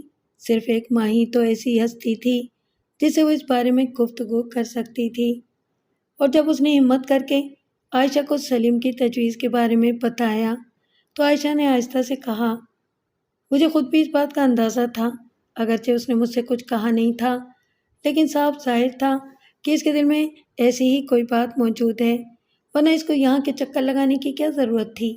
یہاں اس کی دلچسپی کا کون سا سامان موجود تھا؟ پھر آپ کی کیا رائے ہے اماں؟ زاہدہ نے پوچھا۔ اگر اس کو اپنی غلطی کا احساس ہے تو یہ بڑی بات ہے، عائشہ نے کہا۔ اور اگر تم دونوں کے دوبارہ نکاح کی کوئی صورت نکل سکتی ہے تو اس سے اچھی بات بھلا اور کیا ہو سکتی ہے۔ اب ہر بات کی پیش گوئی تو کوئی بھی نہیں کر سکتا، اور جہاں تک اختیار کا تعلق ہے تو مرد کو کسی بھی وقت اپنی بیوی کو طلاق دے دینے کا اختیار حاصل ہے، اس پر تو کوئی پابندی لگائی ہی نہیں جا سکتی۔ بات بالکل ٹھیک تھی، مرد کے اس اختیار کو کہیں بھی چیلنج نہیں کیا جا سکتا تھا۔ دونوں ماں بیٹیوں کے درمیان اس موضوع پر خاصی دیر تک گفتگو ہوتی رہی، اور عائشہ نے اس بات سے اتفاق کیا کہ اگر ایسا ہو جائے تو یہ زائدہ کے لیے بہت اچھا ہوگا، لیکن یہی کہ اس آدمی سے سلیم پہلے ہی سارے معاملات طے کر لے۔ 2 دن کے بعد سلیم پھر آیا اور زائدہ نے اس کو اپنی اور اپنی ماں کی رائے سے آگاہ کیا۔ عائشہ نے خود بھی سلیم سے اس بارے میں تفصیل سے گفتگو کی۔ وہ اس آدمی کے بارے میں تفصیل سے جاننا چاہتی تھی جس کو سلیم نے اپنی سابقہ بیوی کے ساتھ نکاح کے لیے چنا تھا۔ غریب، شریف اور پڑھا لکھا آدمی ہے، سلیم نے کہا۔ میں اس سے بات کر چکا ہوں اور وہ ہر طرح سے راضی ہے۔ میں اس کو یہاں لے آؤں گا اور آپ لوگوں سے ملاقات بھی کروا دوں گا، آپ خود بھی اس سے بات کر لیجیے گا۔ ٹھیک ہے، عائشہ نے کہا، تم اس کو یہاں لے آنا، ذرا میں خود بھی اس سے بات کروں گی۔ سلیم اگلے ہی دن اس شخص کو ان لوگوں سے ملانے کے لیے ان کے گھر میں لے آیا۔ اس شخص کا نام منظور احمد تھا اور وہ سلیم کا دور کا رشتہ دار تھا۔ عائشہ اور زاہدہ نے اس کو دیکھا۔ وہ سلیم کا تقریباً ہم عمر تھا اور اس کے انداز میں، بات چیت میں، طرز عمل میں ایک رکھ رکھاؤ تھا، ایک وقار تھا، اور اس کی شخصیت میں دھیما پن معلوم ہوتا تھا۔ جیسا آپ لوگ چاہیں گے ویسا ہی ہوگا، منظور احمد نے کہا۔ سلیم بھائی نے مجھے ساری صورتحال بتا دی ہے، میں مسئلے کی نازک نوعیت کو سمجھ رہا ہوں اور اس کے حل کی تمام کوششوں میں آپ کے ساتھ ہوں۔ نکاح کے 1 دن کے بعد ہی تم کو زاہدہ کو طلاق دے دینی ہوگی، عائشہ نے صاف اور واضح الفاظ میں اس سے کہا۔ جی ہاں، منظور احمد نے کہا، مجھے علم ہے اور میں اس کے لیے تیار ہوں، انشاءاللہ ایسا ہی ہوگا۔ بس تو پھر اگلے جمعے کی شام کو نکاح رکھ لیتے ہیں، سلیم نے کہا۔ اور خالہ آپ اپنے سارے پڑوس والوں کو بتا دیجئے کہ زاہدہ کا نکاح ہو رہا ہے، اور اسکول میں تو سب کو پتہ چل ہی جائے گا۔ مقصد یہ ہے کہ زیادہ سے زیادہ لوگوں کو یہ بات معلوم ہو جائے کہ زاہدہ کا دوسرا نکاح ہو رہا ہے۔ ہاں، میں تمہارا مطلب سمجھ گئی، عائشہ نے کہا، ایسا ہی ہوگا۔ کل میں اپنی والدہ کو بھی لے کر آ جاؤں گا اور آپ لوگوں سے ملوا دوں گا، منظور احمد نے کہا۔ زاہدہ کی سہیلیوں، دوستوں اور بہی خواہوں کو اس خبر سے بہت خوشی ہوئی کہ زاہدہ کا دوسرا نکاح ہو رہا ہے۔ نکاح کی تقریب اگرچہ مختصر تھی، تاہم اس کی تشہیر کافی ہو چکی تھی، اور ان لوگوں کا اصل مقصد یہی تھا۔ سلیم خود اس نکاح میں شریک نہیں تھا اور کسی کو اس بات کی توقع بھی نہیں کرنی چاہیے تھی کہ وہ اس نکاح میں شریک ہوگا۔ منظور احمد کی والدہ کے علاوہ لڑکے والوں کی طرف سے محض چند عورتیں اس تقریب میں شریک تھیں۔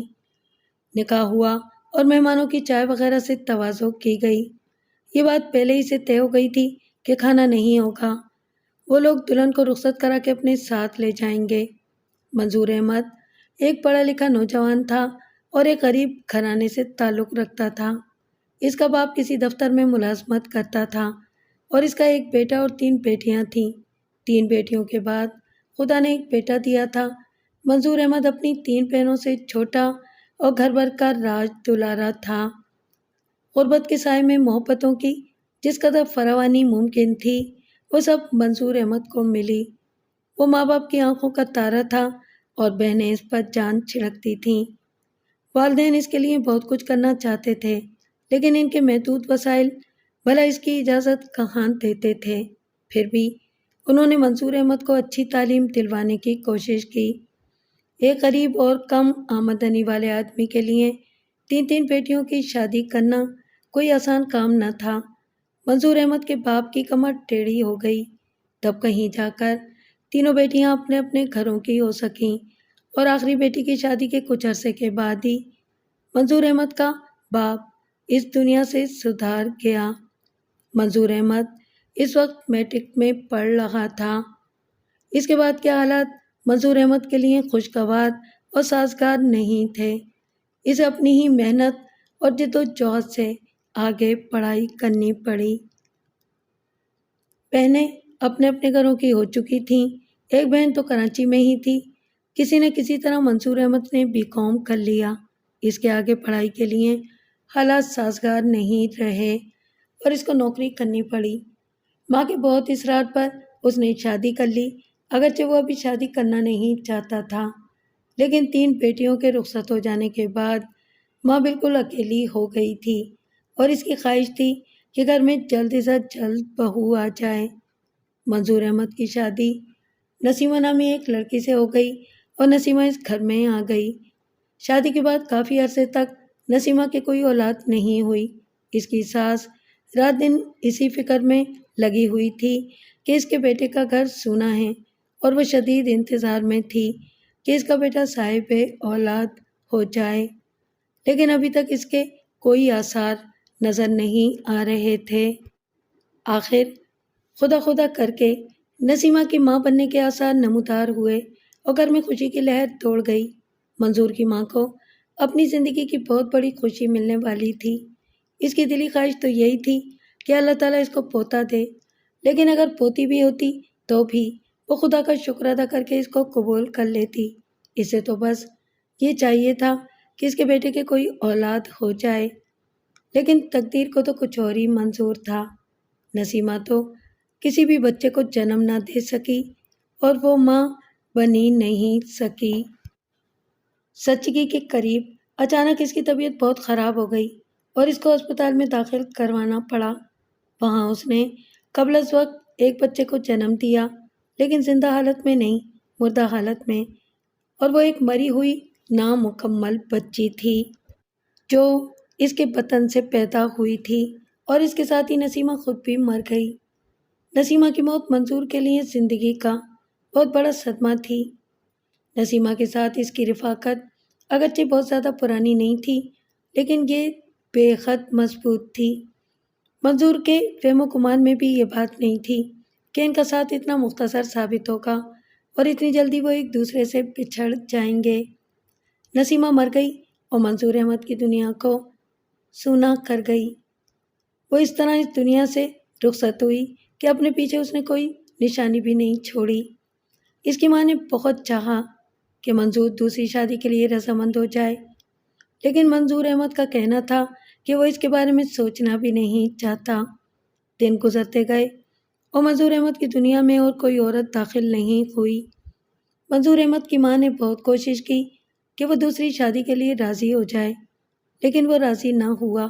اس کا کہنا تھا کہ نسیمہ کی موت کے بعد وہ کسی دوسری عورت میں دلچسپی لے ہی نہیں سکتا۔ وہ اب دوسری شادی بالکل نہیں کرنا چاہتا تھا۔ منظور احمد سلیم کے دور کے عزیزوں میں سے ایک تھا۔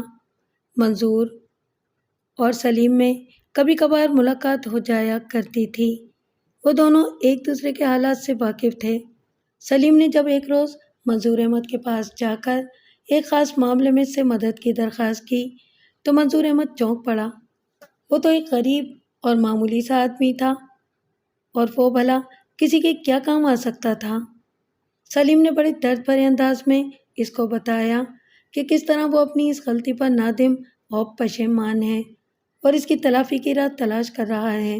اس نے منظور احمد کو بتایا کہ وہ زاہدہ کو دوبارہ اپنانا چاہتا ہے، لیکن اس کے لیے ضروری ہے کہ زاہدہ کا نکاح کسی اور شخص کے ساتھ ہو جو 2-1 روز کے بعد اس کو طلاق دے دے، اور پھر اس کے بعد ہی سلیم اور زاہدہ کا نکاح ہو سکتا تھا۔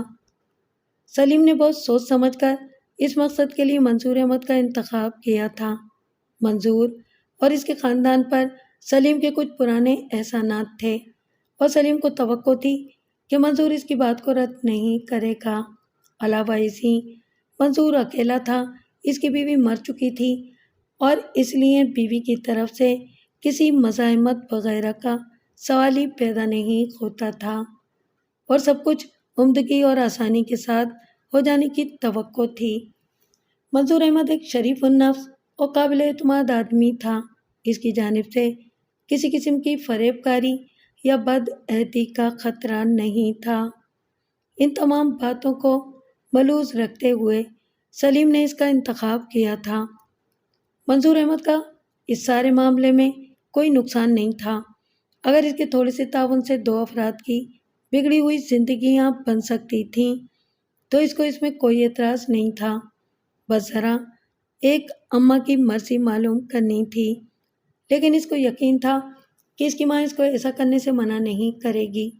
इसकी माँ ने इस बात को कुछ ज़्यादा पसंद तो नहीं किया, लेकिन फिर भी कुछ ज़्यादा मुखालफत भी नहीं की और मंजूर के इसरार पर वह हर किस्म के ताउन के लिए तैयार भी हो गई। मंजूर अहमद और जायदा का निकाह हो गया। निकाह से पहले इन दोनों की मुलाकात भी हो गई थी। दोनों ने एक दूसरे को देख लिया था और एक दूसरे के साथ बातें भी कर ली थीं। निकाह से पहले मंसूर अहमद और साहिदा दोनों को इस बात का पूरा यकीन था कि ये निकाह महज एक आर्जी मफाहिमत है जिसकी मुद्दत एक दो दिन से ज़्यादा नहीं, और इसके बाद इन दोनों को हमेशा के लिए एक दूसरे से जुदा हो जाना है। लेकिन इस रात वो ज़हनी और जज्बाती तौर पर एक दूसरे के बेहद करीब आ गए। ज़ायदा की ज़िंदगी में अब तक सिर्फ एक मर्द आया था और वो था सलीम। सलीम के अलावा किसी भी दूसरे मर्द के साथ उसकी ज़हनी, जज्बाती और अज़दवाजी कुर्बत हासिल नहीं हुई थी और अब वो मंजूर के साथ एक बिल्कुल नए तजुर्बे से गुजरी। मंजूर सलीम नहीं था, वो एक दूसरा मर्द था। इसका रवैया, इसका तर्ज़ अमल, इसका अंदाज़े फ़िक्र जिस हद तक भी इसको समझा जा सकता था सलीम से बिल्कुल मुख्तलिफ था। ये सूरत मंजूर अहमद के साथ भी थी। इसको भी अपनी ज़िंदगी में सिर्फ एक औरत से मोहब्बत, जज्बाती लगाव हासिल रहा था और वो थी मरहूमा नसीमा। और अब उसने ज़ायदा के रूप में एक बिल्कुल मुख्तलिफ औरत को पाया जिसकी अपनी जुदागाना शख्सियत थी। इस रात दोनों में घंटों बातें होती रहीं और दोनों ने एक दूसरे को अपने दुख सुख बताए और इब्तिदा गैर शऊरी तौर पर दोनों के अंदर ये एहसास जागा कि वो दोनों तो जैसे एक दूसरे के लिए बहुत मौजू हैं। मंजूर अहमद को ज़ायदा बहुत अच्छी लगी और उसको यूँ लगा कि अब तक वो महज एक परछाई के पीछे भाग रहा था। नसीमा क्या थी? वो तो महज एक परछाई थी, एक ख्याल, जबकि ज़ायदा एक जिंदा हकीकत थी। ज़ायदा के रूप में मंजूर अहमद को एक ऐसी औरत मिली थी जिसे उसने बिल्कुल मुख्तलिफ पाया था और अब इससे जुदा होने को उसका जी नहीं चाहता था। शादी के बाद अगला दिन गुजर गया। ज़ायदा और मंजूर अहमद दोनों सारा दिन घर में ही रहे और दोनों में से किसी ने भी ये नहीं कहा कि अब तलाक देकर इस किस्से को ख़त्म कर देना चाहिए। उस रात भी दोनों के दरमियान पैदा होने वाली मफाहिमत बड़ी तेज़ी के साथ एक नया रंग इख्तियार करती जा रही थी। वो दोनों मियाँ बीवी थे। शरन, गवाहों और वकीलों की मौजूदगी में इनका बाकायदा कानूनी और शरई तौर पर निकाह हुआ था और अब इन्हें एक साथ रहने का पूरा हक हासिल था। इनके इस हक को दुनिया की कोई ताकत चैलेंज नहीं कर सकती थी। इस किस्म के ख्यालात इन दोनों के दिमाग में आने शुरू हो गए थे। मंजूर अहमद को एक बीवी मिल गई थी जो उसे बहुत पसंद आई थी और ज़ायदा खुद भी उसके साथ रहना चाहती थी, लेकिन ज़ायदा के साथ मामला दूसरा था। मंजूर अहमद के साथ उसका निकाह महज एक शरई ज़रूरत की तकमील के लिए हुआ था और इसके बाद इसको असल शादी तो सलीम से करनी थी, लेकिन इसका जहन अब दूसरे अंदाज में सोचने लगा था। क्या रखा था सलीम में? कौन सी ऐसी ख़ास बात थी इसमें? मंजूर अहमद तो इससे कहीं ज़्यादा अच्छा, मेहरबान और मोहब्बत करने वाला आदमी था। असल में सलीम के साथ दोबारा शादी पर आमादगी के पीछे ज़ायदा के दिल में कोई मोहब्बत का सरकश और गहरा जज्बा कार फरमान नहीं था। सलीम ने इसके साथ बहुत बुरा सलूक किया था और वो दोबारा सलीम के साथ निकाह के लिए महज इस वजह से तैयार हो गई थी कि इसको तहफ़्फ़ुज़ की ज़रूरत थी, शादीशुदा ज़िंदगी की ज़रूरत थी। ज़ायदा को मंजूर अहमद हर एतबार से सलीम से बेहतर लगा। अगर कोई खामी थी तो बस ये کہ اس کی مالی حیثیت بہت معمولی تھی، لیکن زاہدہ کو اس کی کوئی پرواہ نہیں تھی۔ سلیم بھی کون سا رئیس اعظم تھا، وہ بھی تو ایک معمولی حیثیت کا آدمی تھا۔ 3 دن گزر گئے اور منظور احمد نے زاہدہ کو طلاق نہیں دی اور نہ ہی زاہدہ نے اس سے طلاق کا مطالبہ کیا۔ اس عرصے کے دوران سلیم نے بھی منظور احمد سے رابطہ قائم نہیں کیا۔ اس کو یقین تھا کہ 2-1 روز میں منظور احمد خود ہی زاہدہ کو طلاق دے کر اسے اس کے گھر بھیج دے گا اور پھر عدت کی مدت گزارنے کے بعد اس کا اور زاہدہ کا دوبارہ نکاح ہو جائے گا۔ وہ منتظر تھا کہ منظور احمد خود ہی آ کر اس کو اطلاع دے دے گا۔ تو اب کیا تم مجھے طلاق دے دو گے؟ آخری رات زاہدہ نے منظور سے کہا۔ اس نے بڑی ہمت کر کے یہ بات کہی تھی اور اس کا انداز سوالیہ تھا، ایسا انداز جس میں افسردگی کی جھلک کو صاف طور پر محسوس کیا جا سکتا تھا۔ تم کیا چاہتی ہو؟ منظور احمد نے اس سے پوچھا۔ کیا تم مجھ سے طلاق چاہتی ہو؟ پتہ نہیں، زاہدہ نے کہا، مگر یہ اچھا نہیں لگتا کہ بار بار طلاق اور بار بار نکاح۔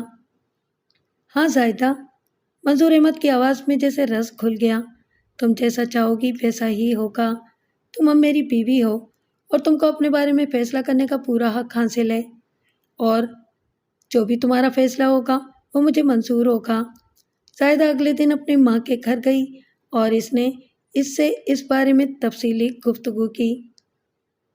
اگر تم منظور اور اس کے ساتھ خوش ہو اور وہ بھی نبھا کرنے کے لیے تیار ہے تو پھر اس سے طلاق لینے کی کیا ضرورت ہے؟ عائشہ نے رائے ظاہر کی۔ بار بار اپنا تماشا بنوانے سے کیا فائدہ؟ اب ہر ایک کو تو یہ نہیں بتایا جا سکتا کہ یہ بات پہلے سے طے تھی کہ منظور طلاق دے دے گا۔ لوگ تو اس وقت تک تم کو ہی الزام دیتے رہیں گے جب تک کہ سلیم کے ساتھ تمہارا دوبارہ نکاح نہ ہو جائے۔ تو اگر اس صورتحال سے بچا جا سکتا ہے تو بہت اچھا ہے۔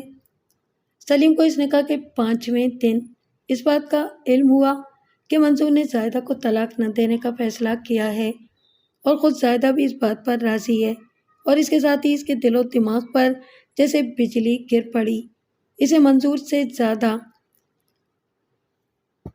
زاہدہ سے اس بات کی بالکل توقع نہ تھی کہ وہ لوگ ایسا کریں گے۔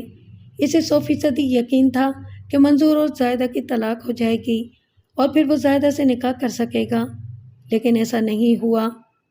4 دن تک انتظار کرنے کے بعد جب بالآخر 5ویں دن وہ خود منظور احمد کے گھر پہنچا تو منظور احمد نے اس کو اپنے فیصلے سے آگاہ کرتے ہوئے بتایا کہ اس میں زاہدہ کی مرضی بھی شامل ہے۔ اس نے زاہدہ کو خود بلا کر بات کی۔ زاہدہ صرف 2-3 منٹ کے لیے وہاں رکی اور اس نے سلیم سے کہا، اب بار بار کی طلاقوں اور نکاحوں سے کیا فائدہ؟ بس جو ہو چکا سو ہو چکا، پرانی باتوں کو بھولی جانا چاہیے۔ اور وہ وہاں سے چلی آئی۔ سلیم نے لاکھ سر مارا لیکن وہ منظور احمد کو اس بات پر راضی نہیں کر سکا کہ وہ زاہدہ کو طلاق دے دے۔ اس نے زاہدہ کی ماں سے بات کی، لیکن اس نے اپنی بیٹی کی طرفداری کی۔ اب اگر وہ دونوں ایک دوسرے کے ساتھ رہنا چاہتے ہیں تو ان کو رہنے دو، عائشہ نے اپنے سابق داماد سے کہا۔ تم کسی دوسری جگہ بھی شادی کر سکتے ہو۔ سلیم نے بہت کچھ کہا سنا لیکن اس کا کوئی نتیجہ نہیں نکلا۔ عائشہ نے صاف کہہ دیا کہ وہ اس معاملے میں اس کی کوئی مدد نہیں کر سکتی۔ اس کے بعد سلیم نے منظور کی ماں سے بات کی جو اس کی دور کی رشتہ دار بھی ہوتی تھی۔ منظور کی ماں جو پہلے اس طرح کے مصلحت آمیز نکاح سے ذرا بھی خوش نہیں تھی، وہ اس وقت بہت زیادہ خوش ہو گئی جب اس کے بیٹے نے اس کو یہ بتایا کہ وہ زاہدہ کو طلاق نہیں دے گا اور یہ کہ زاہدہ اس کے ساتھ رہنے میں خوش ہے۔